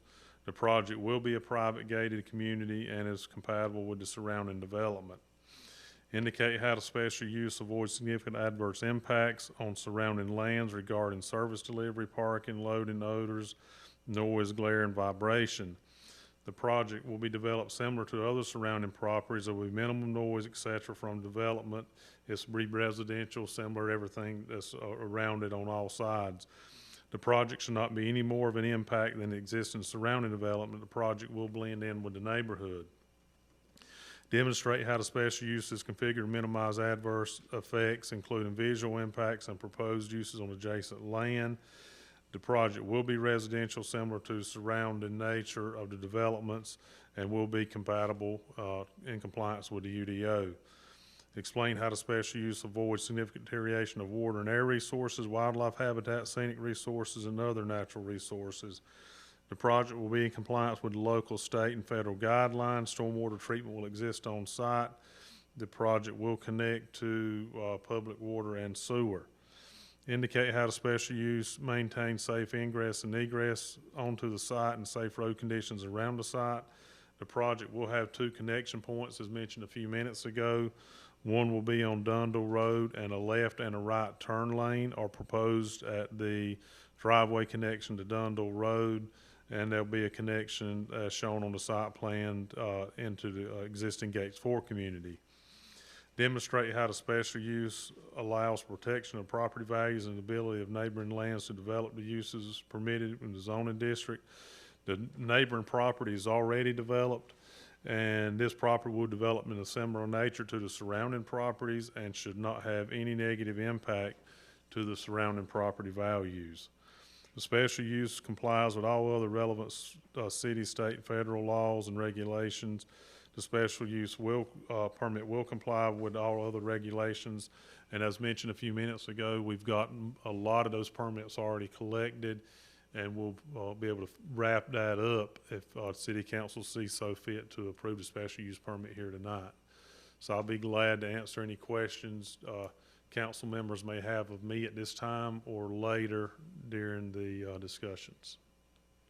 Thank you, Mr. Brown. I think we do have another speaker, Madam Clerk. I have Mr. Palmer Williams, but I don't believe he's here. He was here earlier, and he was sitting behind me. I didn't realize he had left, and I thought he might have been out there. Is he out there, Craig? Okay. It's time, let me see if we have any questions for you, sir. Councilman Wright. Yeah, I just have one question. Yes, sir. Pertaining to the area, what is the value of the families, the single-family homes, and you put in townhouses, according to the value of houses already existing? What would those houses go for? You picked the wrong person to answer that question. I'm not going to step into that. If Palmer was here, he could answer that. I mean, I have no idea what type of product they're going to put on there, or what the price point is for the townhomes or the single-family homes. Councilman Wright. Okay, thank you. Councilmember Waddell. Actually, thank you, Mr. Mayor, but Councilmember Wright asked the same question that I was going to ask. And to just shed a little light on why I was going to ask it and why I think he may be asking also, understanding the value of what is going to be built versus what's already built around it will help us to be able to ascertain the effect that it may potentially have on the value of the homes that are already built. And so it would be very helpful to be able to get an answer to that question. Thank you, sir. If you give me just a few seconds, I'll call Palmer, since he walked out and apparently he's not in the lobby, and ask him the same question, if that's okay. That would be fine. Thank you. I'll call him right now.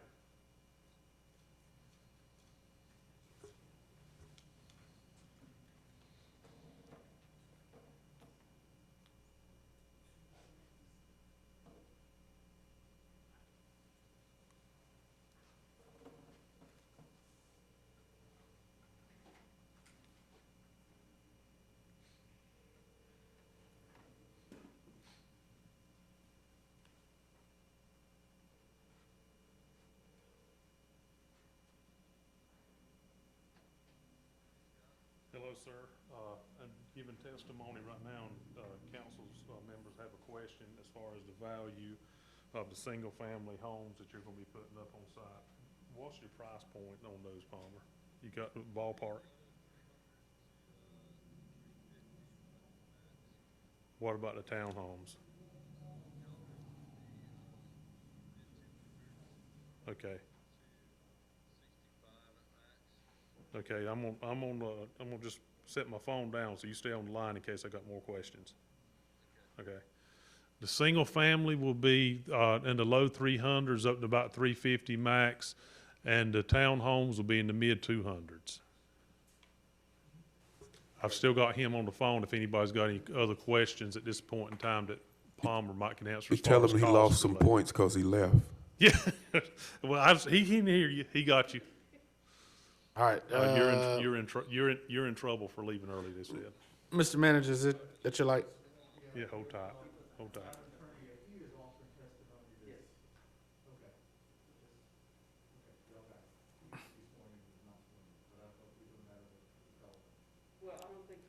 It's not official. I think he's just giving him the answer to the questions, right? He could be lying, huh? I'm about to close this before we go down a slippery slope. Yep. All right. Y'all are putting our law degrees in jeopardy. So I'm not going for that tonight. All right. All right. Councilman Davis. Yes, Mr. Mayor, if there are not any more deliberation points, I'd like to make a motion. Oh, we have two more, a whole. All right. Councilmember Banks McLaughlin. Oh, no, I'm sorry. I was going to second this motion. All right. So, Councilman Davis, please repeat that.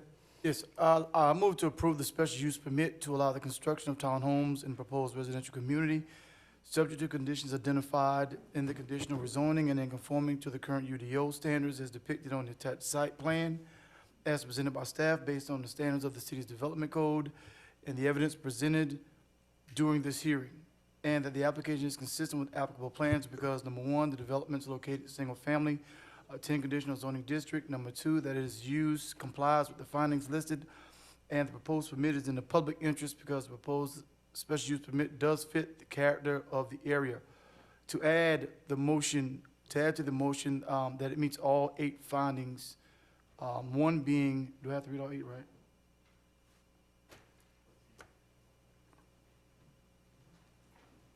Mr. Freeman, do I need to repeat all 8 findings that it You met? do not have to repeat them. You can just state as stated by the applicant or staff. Got you. As stated by the applicant. That is my motion, Mr. Mayor. All right, that's a motion by Councilmember Davis. I think it was a second by Councilmember Banks. But McLaughlin, any discussion on the motion? All right, council, I'll look to you for your votes.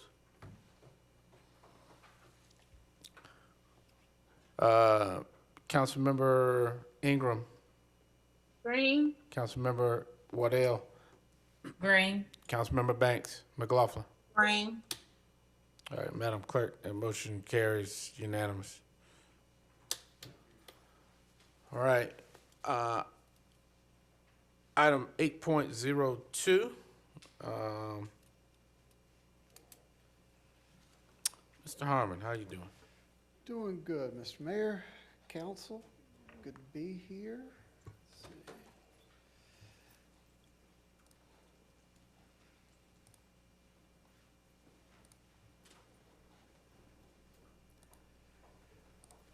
Tonight, we've got one that's a little unusual. Don't see these a whole lot.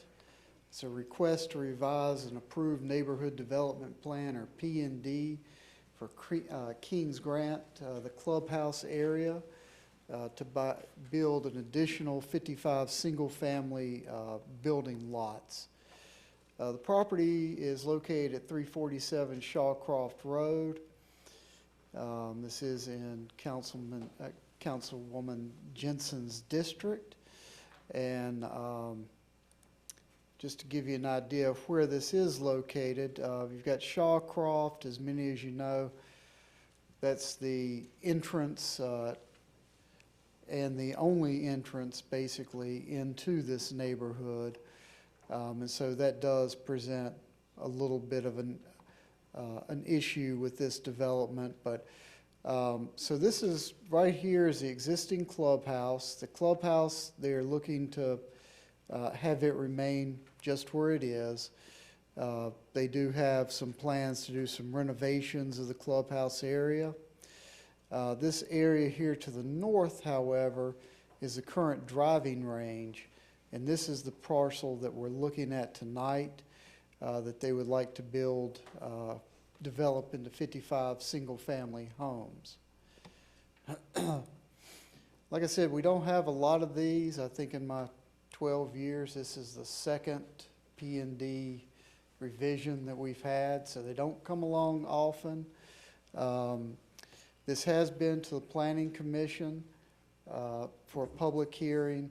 It also, before going to the Planning Commission, the developers were required to have a community meeting. They did that. The community meeting, while it's a requirement of our ordinance, the city doesn't really participate in it. It's up to the developer to send out notices. It's up to the developer to post signs on the property, all of those things. So when we originally got the application, and when it went to the Planning Commission, this is their original site plan as submitted. And you'll see Shawcroft Road here. This is the existing entrance to the clubhouse. They've got 2 roads coming off of that entrance that would be newly built. On the original, they were looking to bring it around and have a connection into this cul-de-sac street here that eventually goes back to Shawcroft as well. One of the conditions of the Planning Commission, though, for recommending approval was the Planning Commission did not want to see this connect. And so you'll see that on the second set of plans, that it is, in the second set, it is just a turnaround down here instead of a connection. The proposed P&D is intended, again, to create 55 single-family residential lots. And I'll kind of explain, there's a little issue with how many lots are remaining to be developed out in the Kings Grant area, and we'll go through that in just a moment. So as part of this, they're looking to also reduce the required setbacks from 30 feet to 8 in the front. They want to maximize livable space in the homes that they're building, reduce yard maintenance, move parking and most of the vehicular activity to the rear of the homes. And then again, as I said before, do some improvements to the clubhouse and that surrounding area. The Planning Commission did recommend by an 8-0 vote to approve this with that revised plan. The Planning Commission, however, has not seen that plan. They just recommended that they change it and go forward. So this is where we get into what is left out at Kings Grant to be developed. In 2012, Ms. Marsha Bryan, our former planner here with the city, put together a letter that's in your packet to Mr. Gordon Rose, explaining that there's basically 510 acres in Kings Grant, and that it is in the watershed area and is being developed under the high-density watershed standards. Under those standards, in 2012, there were still 107 units that were left to be developed in the Kings Grant development. Now that means either single-family lots, townhomes, condos, each counting as a single unit. Of those 107, however, at that same time, 48 had already been approved in Lions Head Phase 2. So it already took out 48 from that 107. There are also 21 additional lots or units in the Lions Head section that were originally planned for but have never been submitted to the city for review. So they're not in that 107 count, but they originally were intended to be part of the development. There's also a little under a 3-acre piece of property with access to Burnside Place that is marked in the original P&D plans for additional development. So taking into account all of that, the bottom line is that right now in Kings Grant, there are 59 available units or lots to be built that have not been approved. This developer is asking for 55 of those 59.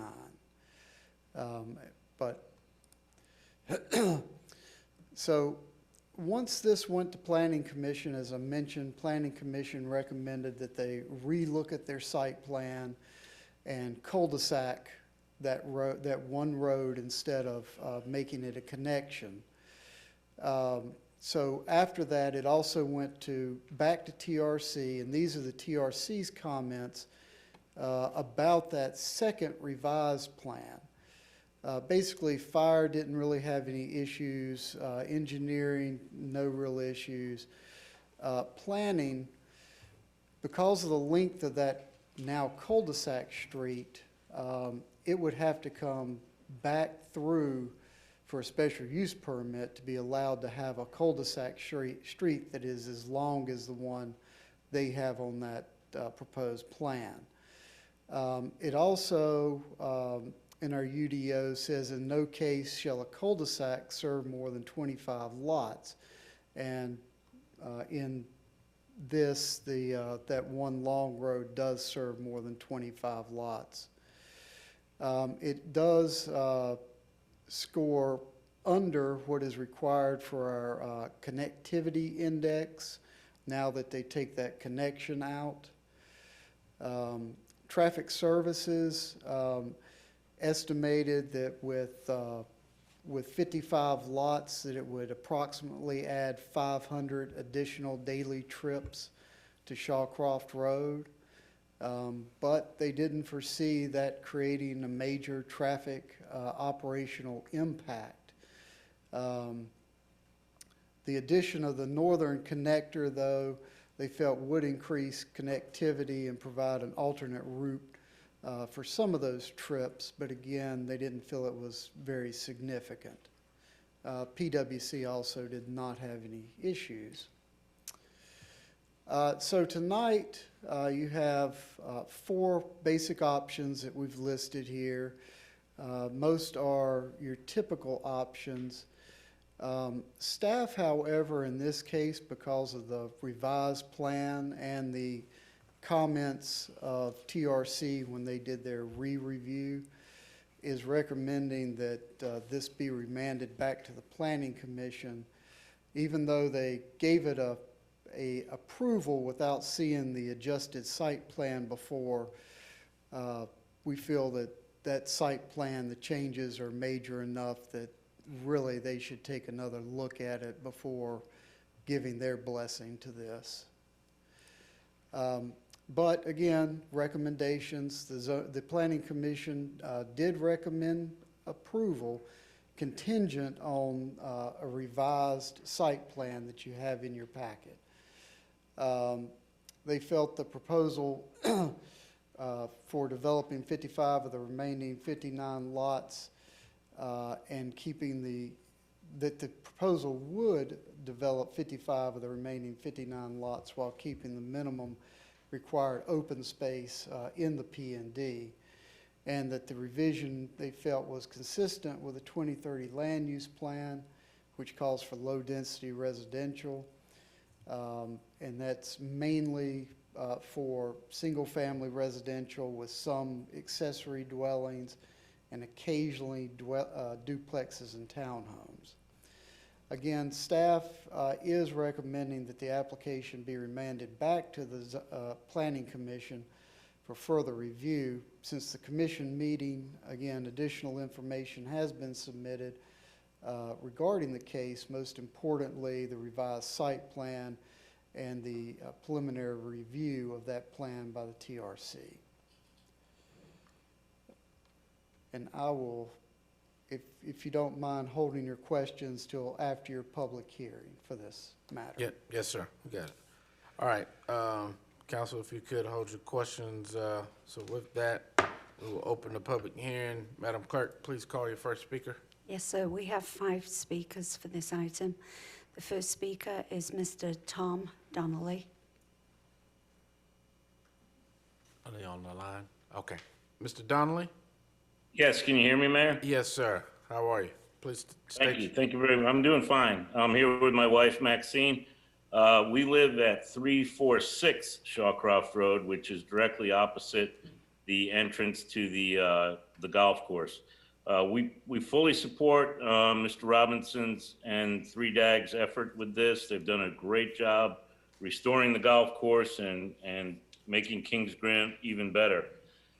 The main concern tonight has to do with Shawcroft Road and the location of the entrance and exit, not just because of our house, but also because of the sharp curves coming out of Kings Grant, down Shawcroft, and then going up Shawcroft into Kings Grant. The golf course sits at 2 major blind curves, and this will end up being one of Chief Hawkins' traffic favorite places because we will definitely have more accidents. The traffic since Liberty Hill went in has been increased significantly. There's a terrible speeding problem at these corners, and the way the entrance and exit is right now, there's just no way to see cars coming the other way, either because you're going uphill or because you're coming downhill into a blind curve. So we ask that this development become an opportunity to fix this part of Shawcroft Road, whether it's with stop signs, a roundabout, something to slow the traffic and something to slow the exit of folks, because right now it's just a California rolling stop as folks exit the golf course heading downhill. If they want to make a left, there's people speeding uphill. And the same for folks going into the golf course. There's a blind curb right there, and they don't always stop, and they certainly don't slow down. And the people coming out of Kings Grant are going downhill. I know it's kind of hard to visualize on a flat drawing there, but that's the major concern. And also, we don't want to lose the buffer of the vegetation that's there, because we'll get every single headlight coming out of that development, which we just heard was about 500.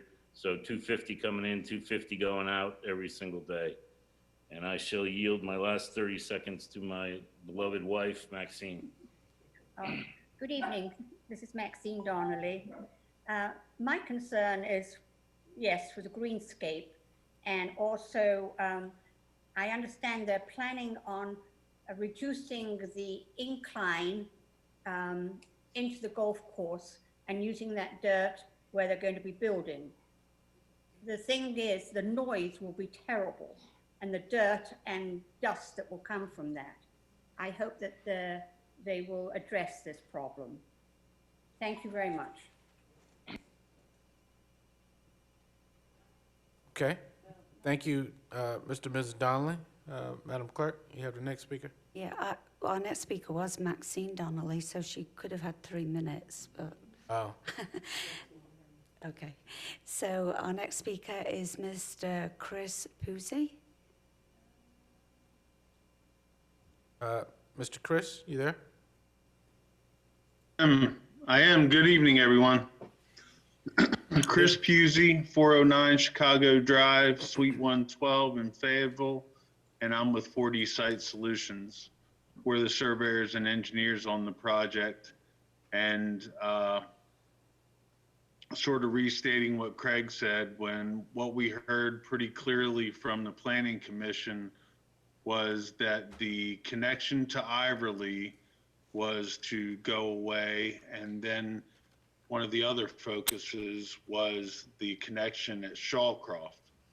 Most of the concern that we heard at Shawcroft had little to do with our development and more to do with existing issues that exist on Shawcroft.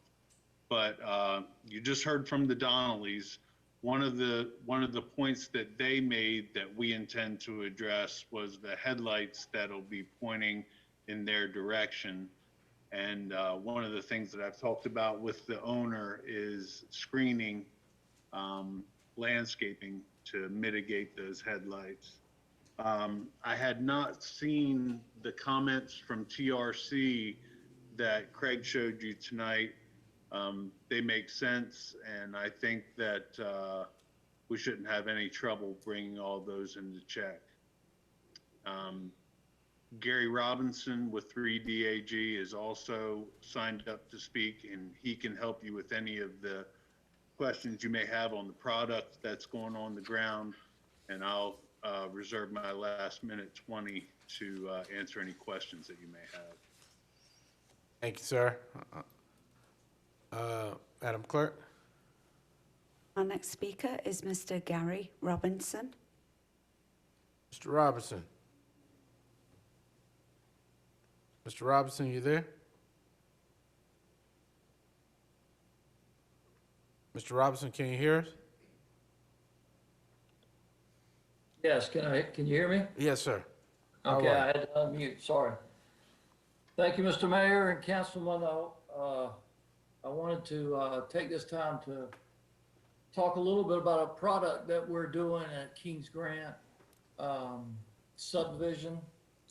We purchased the property 3DAG back in 16, and we've made it a mission to try to bring the golf course back. At that time, it was a Methodist university, and they had closed it down, and so we purchased it, and it has been a long time coming that we have made the changes and tried to improve the golf course. There was some talk earlier about some projections on the clubhouse area and that stuff.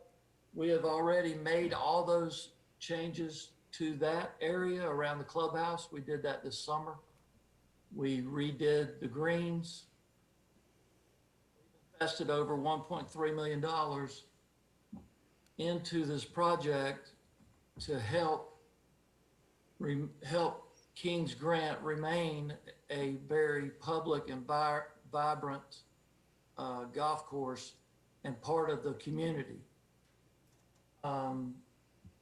In doing so, obviously we incurred a lot of cost, and one of our ways of recouping costs and also enhancing the neighborhood was to put this development in.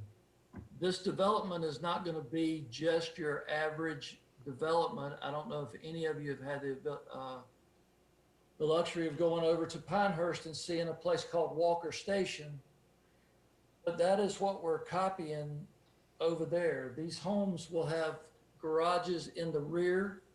You'll not see any from the front. That's why we're asking for the 8-foot setback. They will all be maintained by our HOA that will be in this subdivision here, just this part here.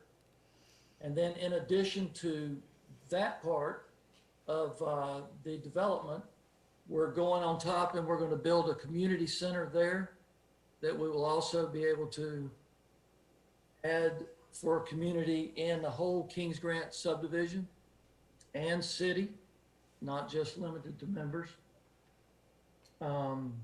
There's a lot more that I have to say.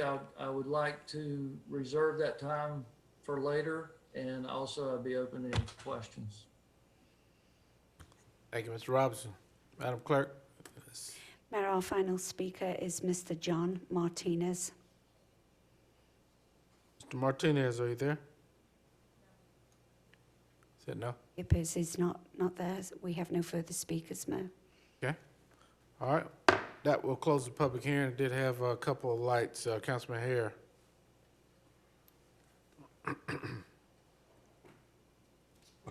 Thanks, Mayor. Mr. Whoever did the presentation, Mr.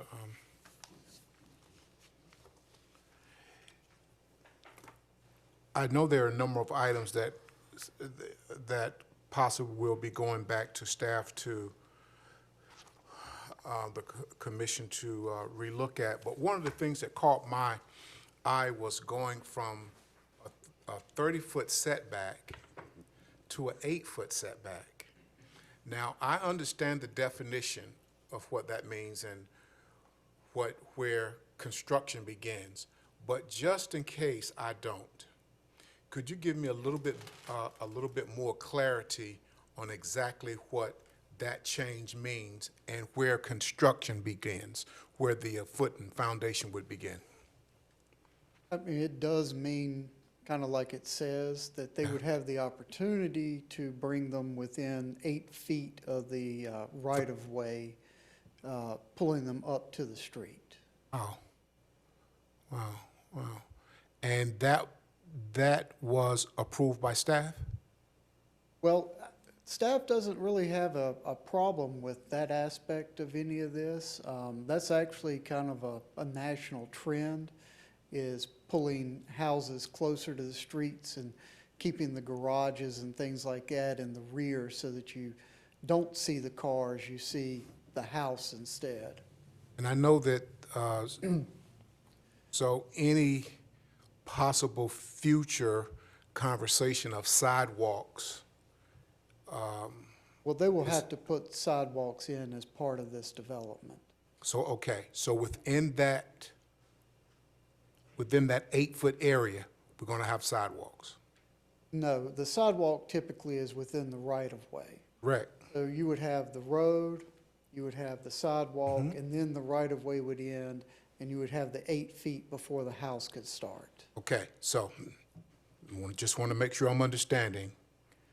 So the 8-foot setback is going to come up to the sidewalk or within that area, close to the It sidewalk? will come fairly close. You'll be fairly close to the sidewalk, Okay, correct. I understand. All right, thank you. Thank you, Mayor. Thank you. Councilmember Kinston. Thank you, Mayor.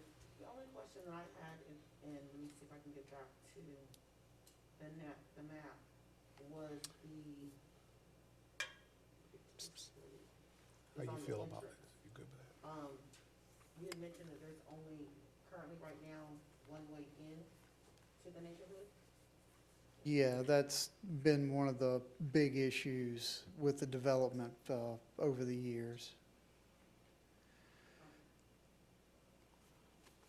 And so, just out of curiosity, where the proposed, new development is done, there's not any other way to do another entrance from the back end? No, it's not, because on the back side of this development is the new I-295. And so you've got, that cuts you off on the back. Okay, thank you for clarifying. Mayor Pro Tem Jensen. Thank you, Mr. Mayor. If I could, and if everybody's finished, I was going to make a motion. So just a little bit of history. Yes, the neighborhood has one way in, one way out. We learned there's a lot of people that like that, and there's a lot of people that don't like that. I think we have gone every aspect to try to still figure it out. We had an opportunity when 295 hit back in 2012, and I think that opportunity was gone. So with that being said, Shawcroft, the issue with this is houses are going to be built. We have a certain number of houses that can be built, and Shawcroft is still going to have people coming up and down that road. I do want to put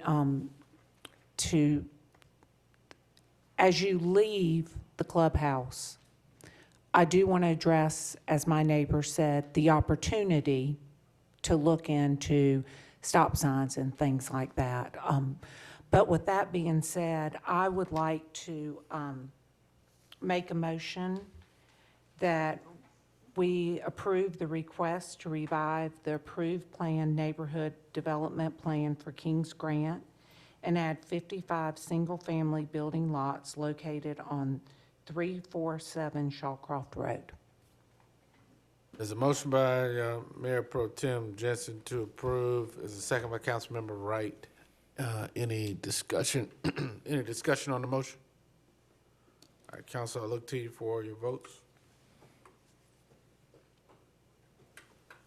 Wait. Councilmember Ingram, Red, Councilmember Waddell, Green. Councilmember Banks McLaughlin. Green. All right, Madam Clerk, that is 9-1. Those voting in favor: Councilman Davis, Dawkins, Banks McLaughlin, Wright, Colvin, Jensen, Hare, Kinston, and Waddell. Those voting in opposition: Councilmember Ingram. Thank you. Item 8.03, Comprehensive Plan, Fort Bragg Joint Land Use Study. Mr. Freeman, talk to us. This is the last of our public hearings for tonight on your agenda. So this is the 2040 Comprehensive Plan, which is a joint land use study done by Benchmark.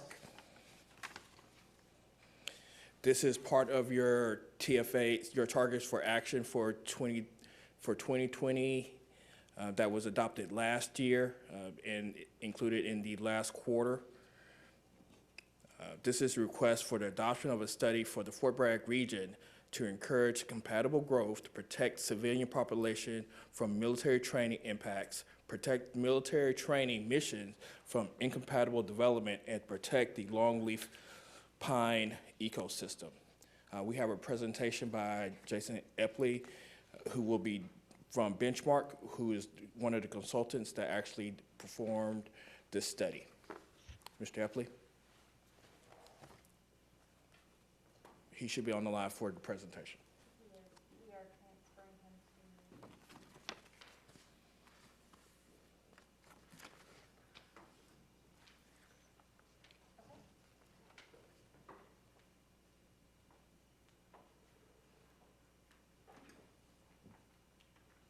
Is he on the line, Ms. Harris? There we are. All right. Hear me? Hello. Hello. How are Jason you? Epley here. Thank you, Mayor, and members of council. Glad to be here to present the work our firm completed recently. I'm Jason Epley with Benchmark Planning. Our firm worked on the 2018 Joint Land Use Study and also the Comprehensive Plan Supplement that is before you tonight. And just to give you a little bit of background, what is a Joint Land Use Study? It's funded by the U.S. Department of Defense to help communities and military installations work together in achieving compatible growth and long-term sustainment of the military training mission. Well over 100 of these studies have been completed across the country. Our firm has worked on just over 30 of these. For this particular study that was completed at Fort Bragg, we worked closely with the Regional Land Use Advisory Commission, also called RULAC, and we had oversight from the Mid-Carolina Council of Governments on the project as well. Just for your information, RULAC is a 501c3 membership-based organization. There's over 23 units of local government across the region surrounding Fort Bragg that are part of the group. Fayetteville is a member of RULAC as well. Fort Bragg and various partner organizations are also members, such as the Sustainable Sandhills, U.S. Fish and Wildlife Service, North Carolina Department of Commerce, and others. The study identified potential land use and environmental compatibility throughout the region, including the city of Fayetteville, but good news, there's not a lot of significant impacts within the city of Fayetteville. Particularly, incompatible land use can impact the training mission and military readiness, but it can also jeopardize the health, safety, and welfare of residents living around the installations. The JLIS for Fort Bragg recommended the region's local governments adopt plan supplements that are before you tonight to help provide additional information within your comprehensive plan process so that when you have land use issues that come up around Fort Bragg, it provides a little more guidance to ensure the decisions that are made don't impact the training mission and ensure that the health and safety and welfare of the residents around the installation. The factors that we looked at that are relevant to the city of Fayetteville include aircraft and accident potential, aviation noise, airfield imaginary surfaces, low-level aviation routes, large caliber and small caliber weapons noise. Now, if you observe the map here, it's also in your packet of information, you can see that the aircraft and accident potential area is mostly related to Simmons Army Airfield. It's a small area extending, the northern part of Fayetteville there. And it's mostly in this area, there's rotary wing or helicopters that mostly fly that utilize Simmons Army Airfield, although the accident potential zones do account for fixed wing operation as it's, it's a backup or emergency area if there's ever anything going on with Pope Army Airfield. And although the APZ-1 and APZ-2 areas extend off the installation, there are guidelines that allow for single family residential in those areas. And on the ground, there's mostly developed in that area today as residential development. The aviation noise is high noise contours are fortunately contained on Fort Bragg, although nearby residents are likely to experience noise from time to time, I'm sure. The imaginary surfaces, this mostly relates to vertical obstructions and encroachment protection areas near the runways where you have, takeoff and landings. Tall structures can alter those movements, and it's important to have regulations in place to ensure that there's proper review by Fort Bragg and local officials to ensure tall structures don't alter the training mission. Although the FAA does review tall structures in these areas, it cannot prevent them. It just offers their evaluation. It's really reliant on local government and state regulation to ensure that they're located in areas that don't impact the military training mission. Similar with the low-level aviation routes and flight corridors, mostly impacting Fayetteville in the red that you see there. These are areas that helicopters use to transit between the airfield and training areas. And it's the same situation with the imaginary surfaces.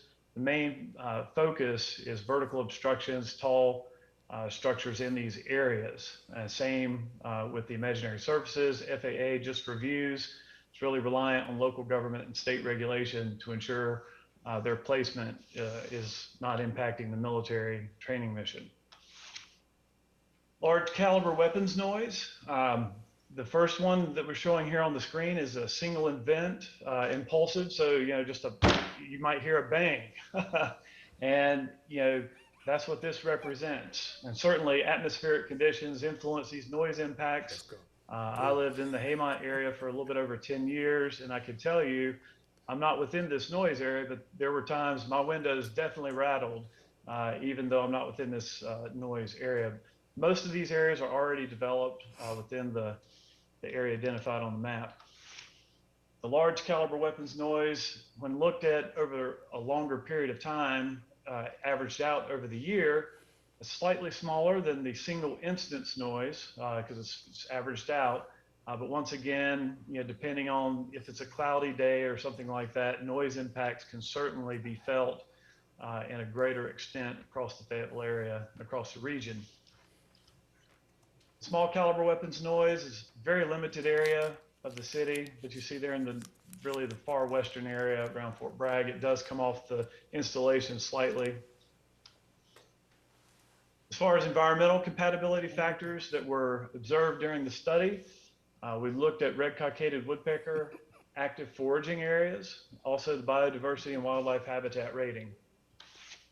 This map displays where those active foraging areas are located.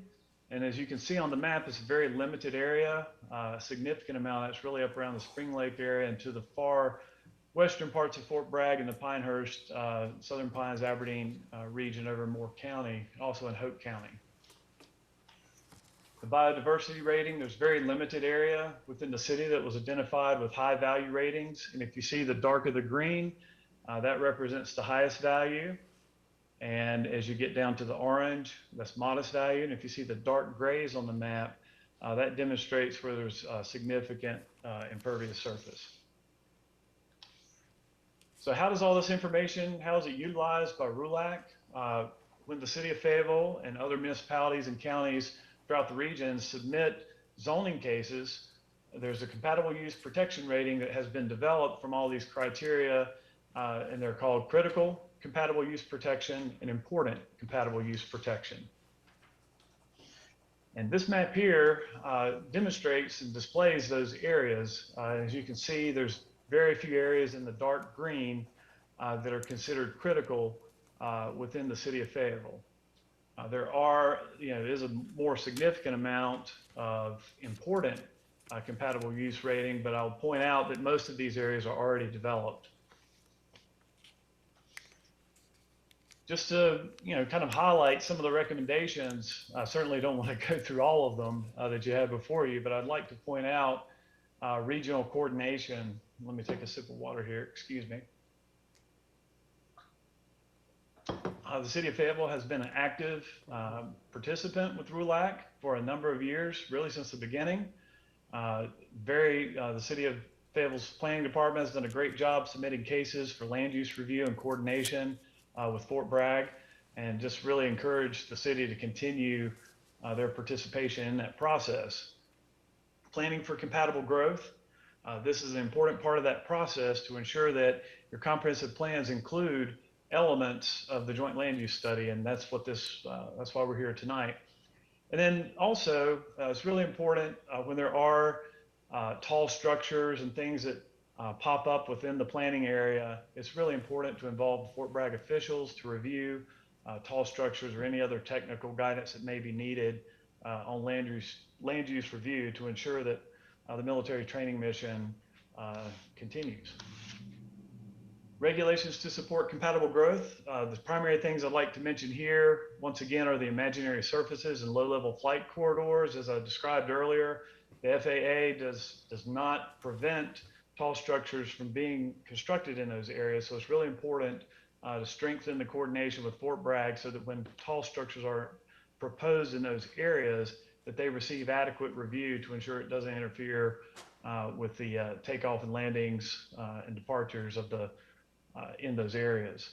And then accident potential zones. Although a lot of those areas, the AP1, APZ1, and APZ2 are already developed, it's important to look at the single family residential guidelines for those areas moving forward to ensure the most compatibility situation possible. And that concludes the presentation. I'd be happy to answer any questions, and thank you again for your time. Thank you so much, sir. Very thorough presentation. Councilmember Kinston. Thank you, Mayor, and I'm trying to get the iPad froze. There was one area of the study that wasn't addressed that I'm trying to get back to. Give me just a moment.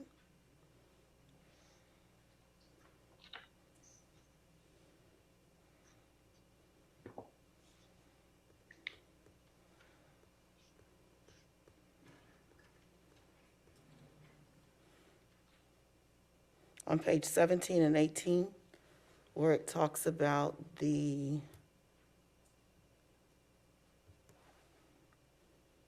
environmental comparison factor. On 17, there's a list of ESAs. Can you elaborate on that portion of the presentation? So basically, this is a more detailed version of what I just presented, but basically all of these categories, if you look on the map on the following page, go into the data right here on the biodiversity map. You can see those species that you see on this map. So if you see the darker green areas, that's where more of those features and elements are found from natural habitat. You can see here the city of Fayetteville does not have a significant amount of that within the study area. So are you indicating that those items may be in the area, but not Correct. a significant amount, but there may be some? Right. That's correct. Okay, thank you, Mayor. You, ma'am.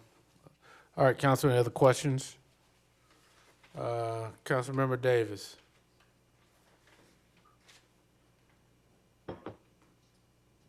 Yes, Mr. Mayor. I'd like to make a motion that we receive and accept the comprehensive 2040 comprehensive plan from the Fort Bragg Joint Land Use Study. Oh, we're still open, sorry. We didn't open the Public We need hearing. to open and close the hearing. Oh, Yeah. all right. Yes. Getting ahead of myself. Yes, the hour is late. I was ready, though. All right.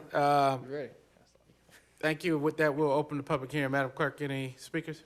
No, we have no speakers for this item. Very quick public hearing. All right. Thank you, Madam Clerk. Now we're legal, sir. Back to you. Thank you, sir. Mr. Mayor, I make a motion that we receive and accept the 2040 comprehensive plan, Fort Bragg Joint Land Use Study. All right. There's a motion by Councilmember Davis. Although I did see Mr. Dawkins throw up his deuce, Councilman Wright beat him to the light. So, all right. So there's a second by Councilmember Wright. Any discussion on the motion? All right, Council. I'll look. Jen, you waving? Banks McLaughlin for a vote, or Councilmember Banks McLaughlin, you voting or discussion? No, vote Oh, green. all right. All right. You quick on the trigger too. All right. Council, I'll look to you for your votes. All right. Councilmember Ingram. Green. Councilmember Waddell. Green. And I heard Councilmember Banks McLaughlin already, so she's green. Oh, I guess I better vote. All right. Madam Clerk, that is unanimous. Thank All right. you. Thank you, Mr. Freeman. Thank you, sir, for your presentation. All right, council, item 9.01, corridor revitalization public art mural. Mr. Gibson, you just getting to work? Yes, sir. Lord have I'm telling you. Mayor, council, I appreciate this opportunity. This comes from the Gateway Committee. It's been a project that's been in the work for the last 2.5 years. It's I-95 to Gateway mural on Ramsey Street and under the 295 overpass. We have Bob Pence from the Arts Council, Michelle Horn, and Sonia Martin that's going to do a quick presentation to give you the work that they've been doing to make this happen. and look for your direction once it's given.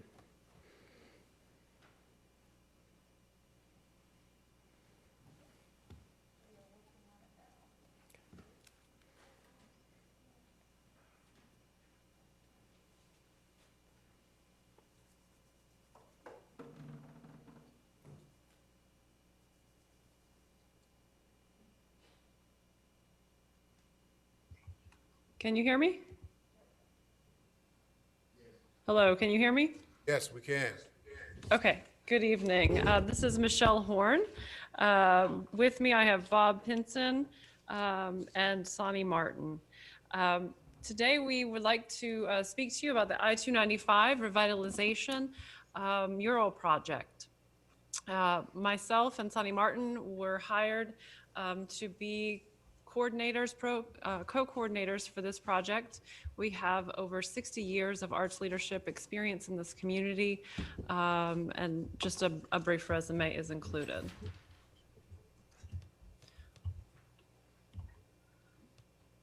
Sorry, we're working on technical skills. The project's history, originally the Gateway Corridor Committee sought to look at 3 different intersections of our community: Ramsey Street I-295, the Bragg Boulevard, and the Murchison Road I-295 corridor. This project started back in 2017. Michelle? Yes, sir. Are you sharing your PowerPoint? Oh, well, we thought we were. It got me all excited about artwork, and all I see is words. Yeah, I don't think you're gee. sharing your screen. Okay, sorry for that. Thank you for interrupting.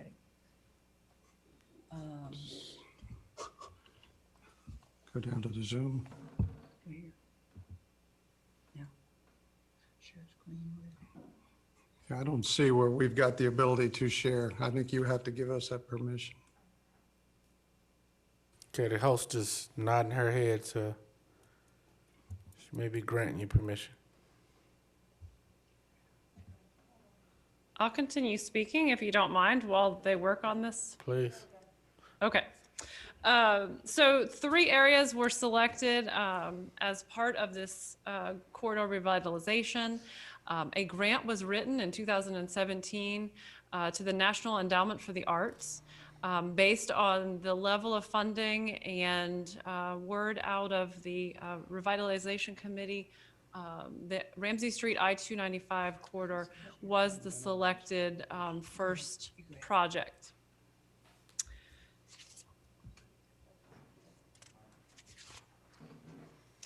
So we are not here asking for any funds. This project is fully funded. I mentioned the National Endowment for the Arts. We have received a grant for the project. We also have in-kind contributions in staff support from the Cumberland County Fayetteville Parks and Rec, as well as the Arts Council of Fayetteville, Cumberland County. I don't know if it's still here or not.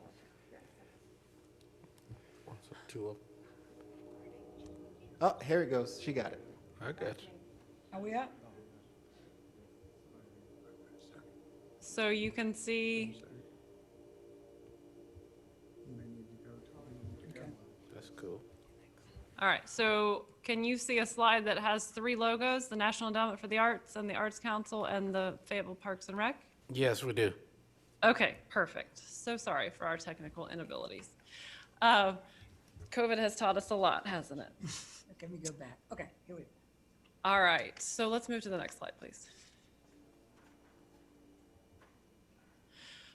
So I mentioned the 3-year history of this project. Sonny Martin and myself came into this project just in January of 2020. So we've had a little bit over a year with this project. I won't go into this entire slide because much of it is discussed as we go through the additional slides after. So go forward. So the corridor committee, we had a meeting back on February 4th of 2020.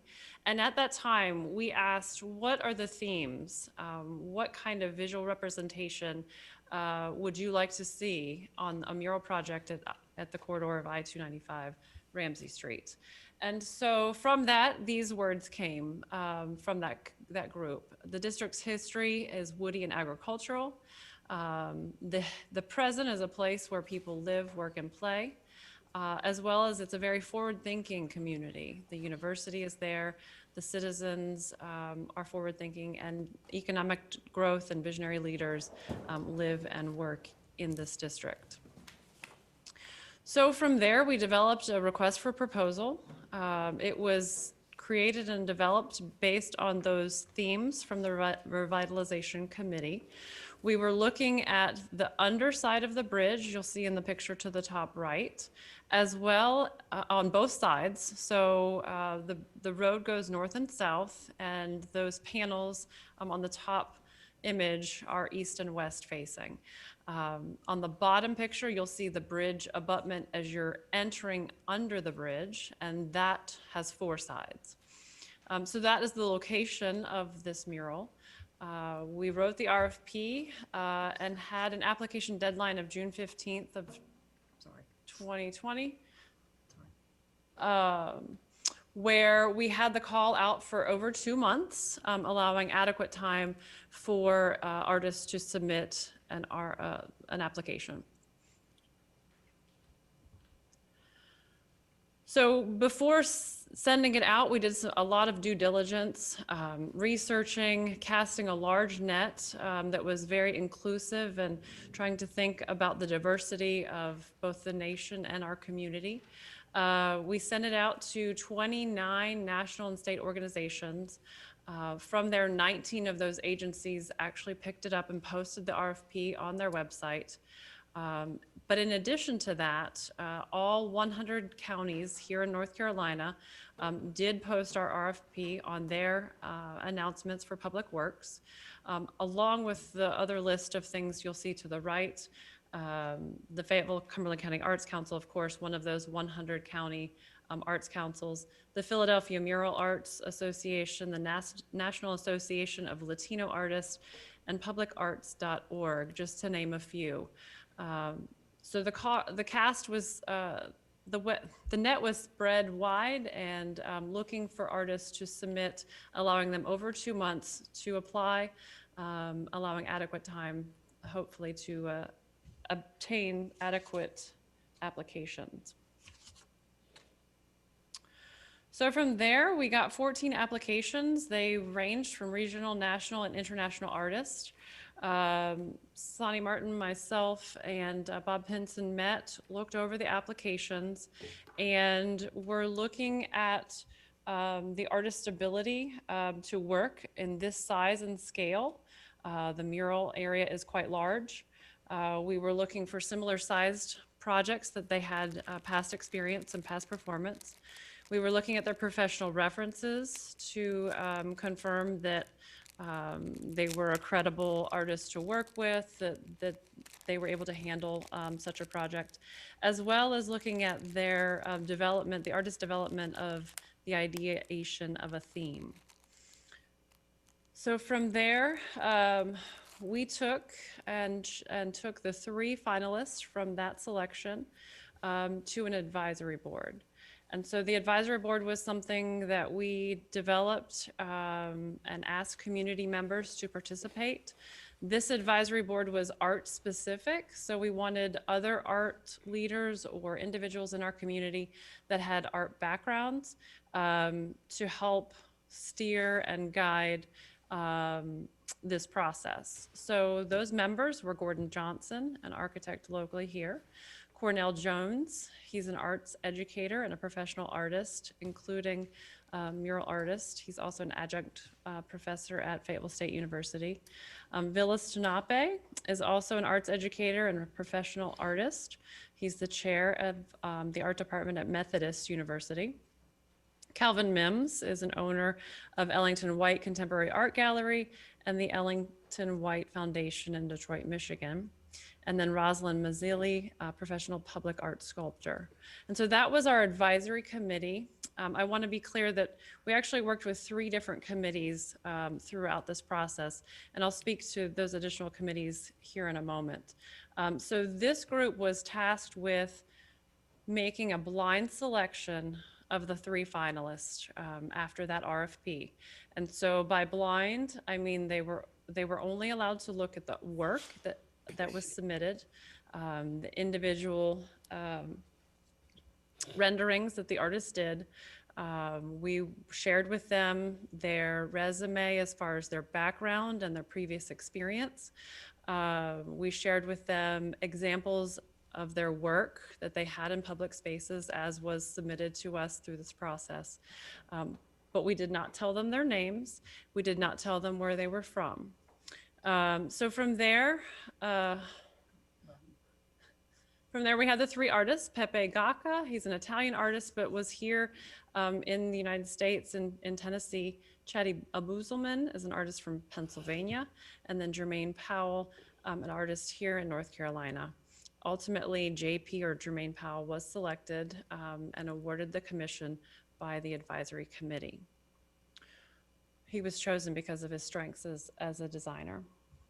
So from there, we started to work with the artist, and because this mural project is in the north side of town, we went and spoke with Kathy Jensen, Mayor Pro Tem, to ask her to pull together some individuals where we could have kind of a town hall.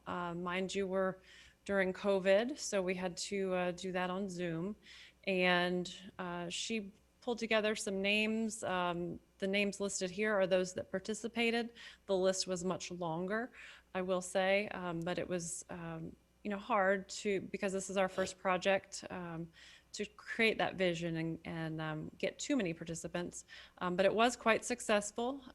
All the individuals listed: Kathy Jensen, Mayor Pro Tem, Attorney Karen McDonald, City of Fayetteville was acting on behalf of a resident of this area, not in her capacity for the city. David Colbreth is a Pine Forest High School principal. Gwen Holtzclaw is a business owner and educator. And Jonathan Chestnut is a chair of the Performing and Fine Arts at Fayetteville State, but also a resident of this area. So the artist was in attendance. We had a Zoom call, and from there, we just started asking questions, asking what it's like to live in this area. Mind you, this gateway is reminiscent of this community, but it's also a gateway into the greater Fayetteville. So that was also at play through these conversations. So some of the themes and iterations that came out of that meeting was that it's an agricultural community with a historical past. It is a very diverse community. Lots of military live in this and end up residing in this community after retirement. It's very forward-thinking, as was mentioned before, with the university. Obviously, its location is just a little bit outside of town. The overlying theme was that this is a place where you want to live and recreate. The participants very much spoke about how joyful it is to live there, how there's such a great sense of community. And residents choose to live there because they like to drive, just have a little bit of a commute just outside of town. As well as this theme of the green and gold colors should be relevant or present. And so that comes out of both the university system as well as the Pine Forest School District in that region.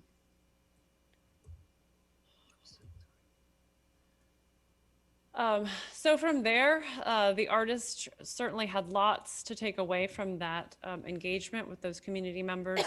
And we came back to our advisory committee and had 6 different Zoom meetings.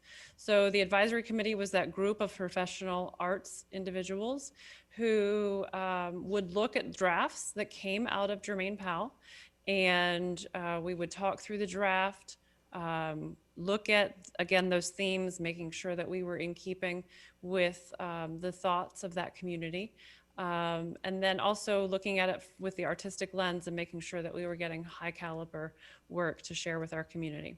So back and forth 6 different times, we finally settled on a final draft, which was the 7th version on January 4th, and that was submitted and approved by this advisory committee on January 6th. So that group worked from November through January. So this is where we started. This was his first submission, JP's first submission after that dialogue. And we wanted to push him a little bit more. We felt like our community deserved better. So certainly, I'll share with you the next slide. This is where we ended up 7 drafts later, is the image on the bottom. So what is unique of the style of this artist is what we kind of call fracturing. So the central windmill, the individual on the far right where you see the tire, and then the individual on the far left where you see a biker. That is stylistically in keeping with the style of the artist. You saw it a little bit in the figures up above in their clothing. We asked him to push that a little bit more based on some of the images we had seen in some previous work of his.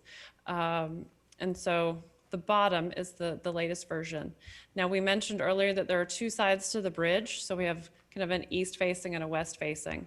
The windmill will be on one side and the tree, the central theme with the tree on the other. Again, you'll notice the fracturing or fractaling of the imagery, kind of pushing a little bit, thinking of that futuristic, yet still having lots of silhouettes in the background, talking about the pastoral, communal, and community recreation themes throughout this work. We had, after meeting with the Revitalization Committee, we do have one more image of this. We weren't able to submit in time. This is the bridge abutment, which will be as the 4 different areas as you enter into this intersection.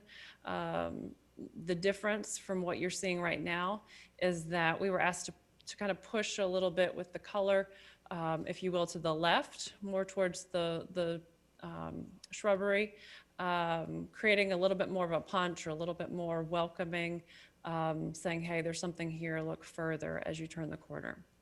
So that is a slight change. It doesn't change the colors, the palette is the same. We've just introduced it a little bit geographically to the left and a little bit more color blocks.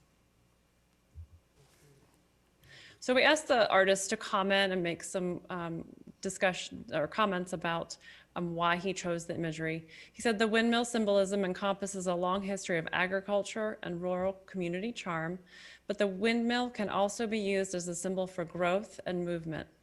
Windmills move with force of the wind. That effort in this metaphorical instance is a vibrant, active community moving towards a positive future. He said the iconic and futuristic fractal tree imagery is featured in this design. The tree is symbolic of the Northside Fayetteville's community roots. The limbs and leaves of the central tree represent the many stories I had the honor to hear from people who enjoy living in the North Side. The silhouettes and iconography featured prominently in the mural design are used to represent many of the friends and neighbors of Northside Fayetteville who live and work in the area. These silhouettes are used to showcase how Northside Fayetteville has and is a great place to live, work, relax, and play. So Jermaine Powell says, for me, the Fayetteville Northside Mural Project is the result of input from community members, the coordinators, and the advisory committee. All have helped me create a beautiful and innovative design, one that tells a compelling visual story of life in the Northside community in Fayetteville, North Carolina. And the remaining slides are just an opportunity to see those images once again. So we have gone before the, obviously our own formed advisory committee and gotten their approval. We presented this to the Public Art Commission. And during the Public Art Commission on February 4th of 2021, there was a public hearing component. The result of that was a unanimous approval by the Public Art Commission. Then on February 9th, 2021, we appeared before the Corridor Revitalization Committee, who also voted unanimously to approve. And the next step, obviously, was to present to you all after seeing those subcommittees. And from here, barring your approval and consent to move forward, we will make a request to the North Carolina Department of Transportation's Aesthetic Committee, who will review and make sure it meets the guidelines for their roadway. And then from there, we will look to direction and move towards the final completion. And you'll, if there's approval, we'll get to start painting on the bridge abutments, with the project completion in June or as late as July is our actual deadline with the National Endowment for the Arts grant of this year, 2021. Well, thank you for that great presentation. You're about to start a turf war over here. I've got all kinds of things happening between these districts. Everybody's saying, I want one on my side. So that's a beautiful presentation. Two questions for you. One, how much did it cost? I know it's a grant, but what was the dollar figure of that? So we have a total project budget of $130,000. The grant brought in $35,000. The artist commission will give $50,000 to the artist throughout this process. And then the rest is not cash. It is all in-kind support from the Arts Council and the Fayetteville City Parks and Rec. Okay, and how long does it last from a maintenance standpoint? How often before you have to go back out, touch it up, approximately? So the work, as part of the guidelines for the North Carolina Department of Transportation, it has to have an anti-graffiti seal coat on top. I don't know the lifespan of that. I believe that I had heard it was between 8 and 10 years, but I will have to come back to you to be firm on that. Okay, thank you. Councilmember Hare. Thank you, Mayor. We had a very good, energetic, as usual, in the Corridor Committee. First, let me introduce our committee members is Councilwoman Waddell, Councilwoman Ingram, and Mayor Pro Tem Jensen, and myself as chair. We open up the meeting. We got this same presentation that was received tonight.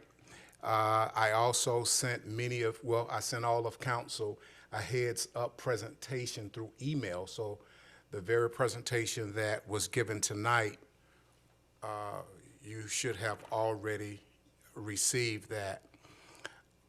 What was done there or proposed to be done there at the Ramsey Street, I-295 intersection is the same, well, not so much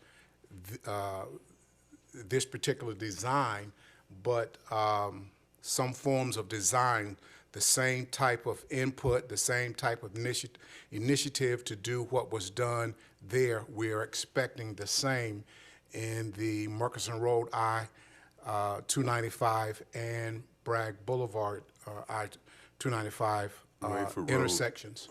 Sir? Rayford Road. Okay, sir. So and then also what we're going to be doing is when it gets to those intersections, then the committee members will submit some names from those that are within the area, that the citizens, the business owners, whoever they may recommend to give input, because just as you heard tonight concerning the Ramsey Street intersection, we want the same thing within those other two intersections where the citizens can come forward and give their input of what they would like to see at those entrances. So it was a pretty good meeting. Tonight doesn't mean, as one of the representatives stated, tonight approval to move forward doesn't mean that it is a done deal yet. It has to go before the Aesthetics Committee with the Department of Transportation. And what they like to do is to make sure that what they're going to do doesn't distract drivers, and a number of other things that they look at. But I know that's one of the number one things, is that someone is not driving and say, oh, what's that? And then take their eye away from the steering wheel. So I think it was a very, very good meeting, and we're looking forward to what is to come. But I will call our director up just for a little clarification. As you're coming up, sir, the clarification is, as I brought up at that meeting, and maybe other council members would want to know also, the $1.5 million, I guess we still can call that landscaping, refurbishing type funding through the Department of Transportation. And within that, when we had those meetings, we were given diagrams. Yes, sir. And with the money that we had, because we wanted to spread it out, Yes, sir. the committee chose diagrams. Mm-hmm.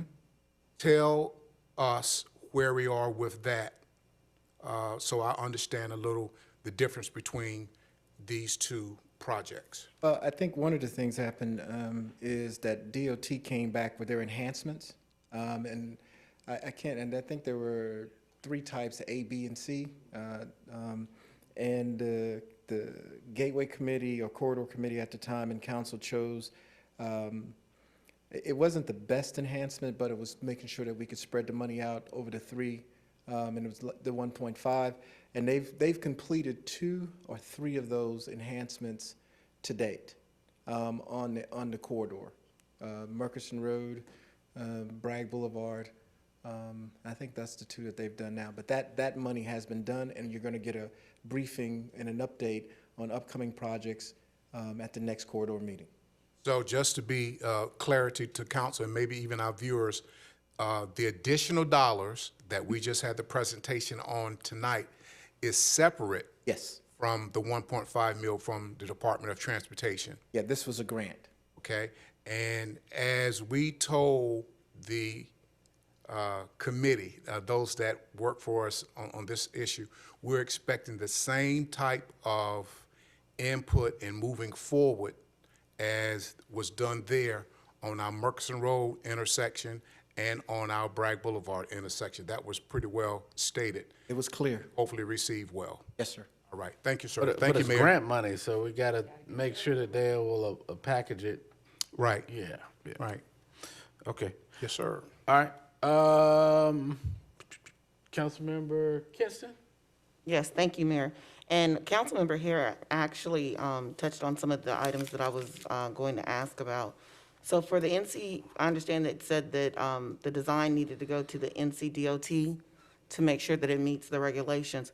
One of the questions that I had, I do understand the color, why it was chosen for the north side, but my question is, was it led with that color, or was there any other color that was suggested? Would you like? Is that for us? Ms. Martin, you can answer that. And to add another part to that, if it comes back with NCDOT, that color, for whatever reason, and as you mentioned, glare or some concern with it, is there a backup color or anything already in place or discussed? Ms. Martin? The community wanted an emphasis of green and like yellow ochre because of Methodist, and those are their colors, as well as pine forest. So, you know, we wanted him to, we didn't want all yellow and green, but there is like an emphasis, but you know, there's many colors in this. It's difficult to see on the PowerPoint, but it is very colorful. And certainly if DOT said, look, this is really bright, you know, he certainly could tone it down, less saturated colors. But again, it's dark under that bridge, so, you know, you're gonna need some saturated color to see it. Okay, and that leads to my second question. at night, are you able to see it, or is there any lighting up under the bridge that's illuminating that area? So currently, there is no lighting other than headlights. I don't believe that there is any existing lighting in this area.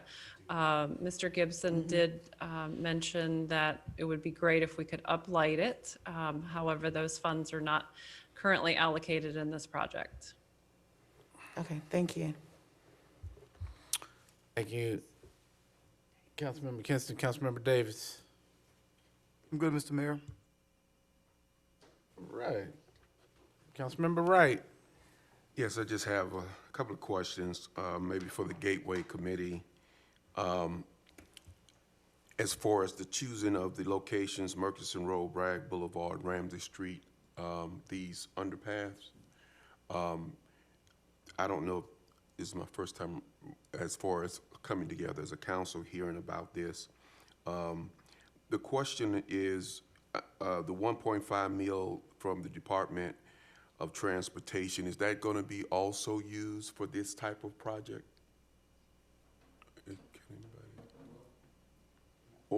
Or is the funding that has been chosen for these 3 locations, once that's used up, then that's it?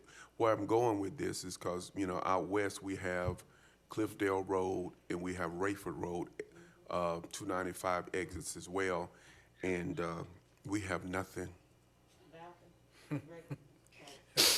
We just got bare concrete right now, so.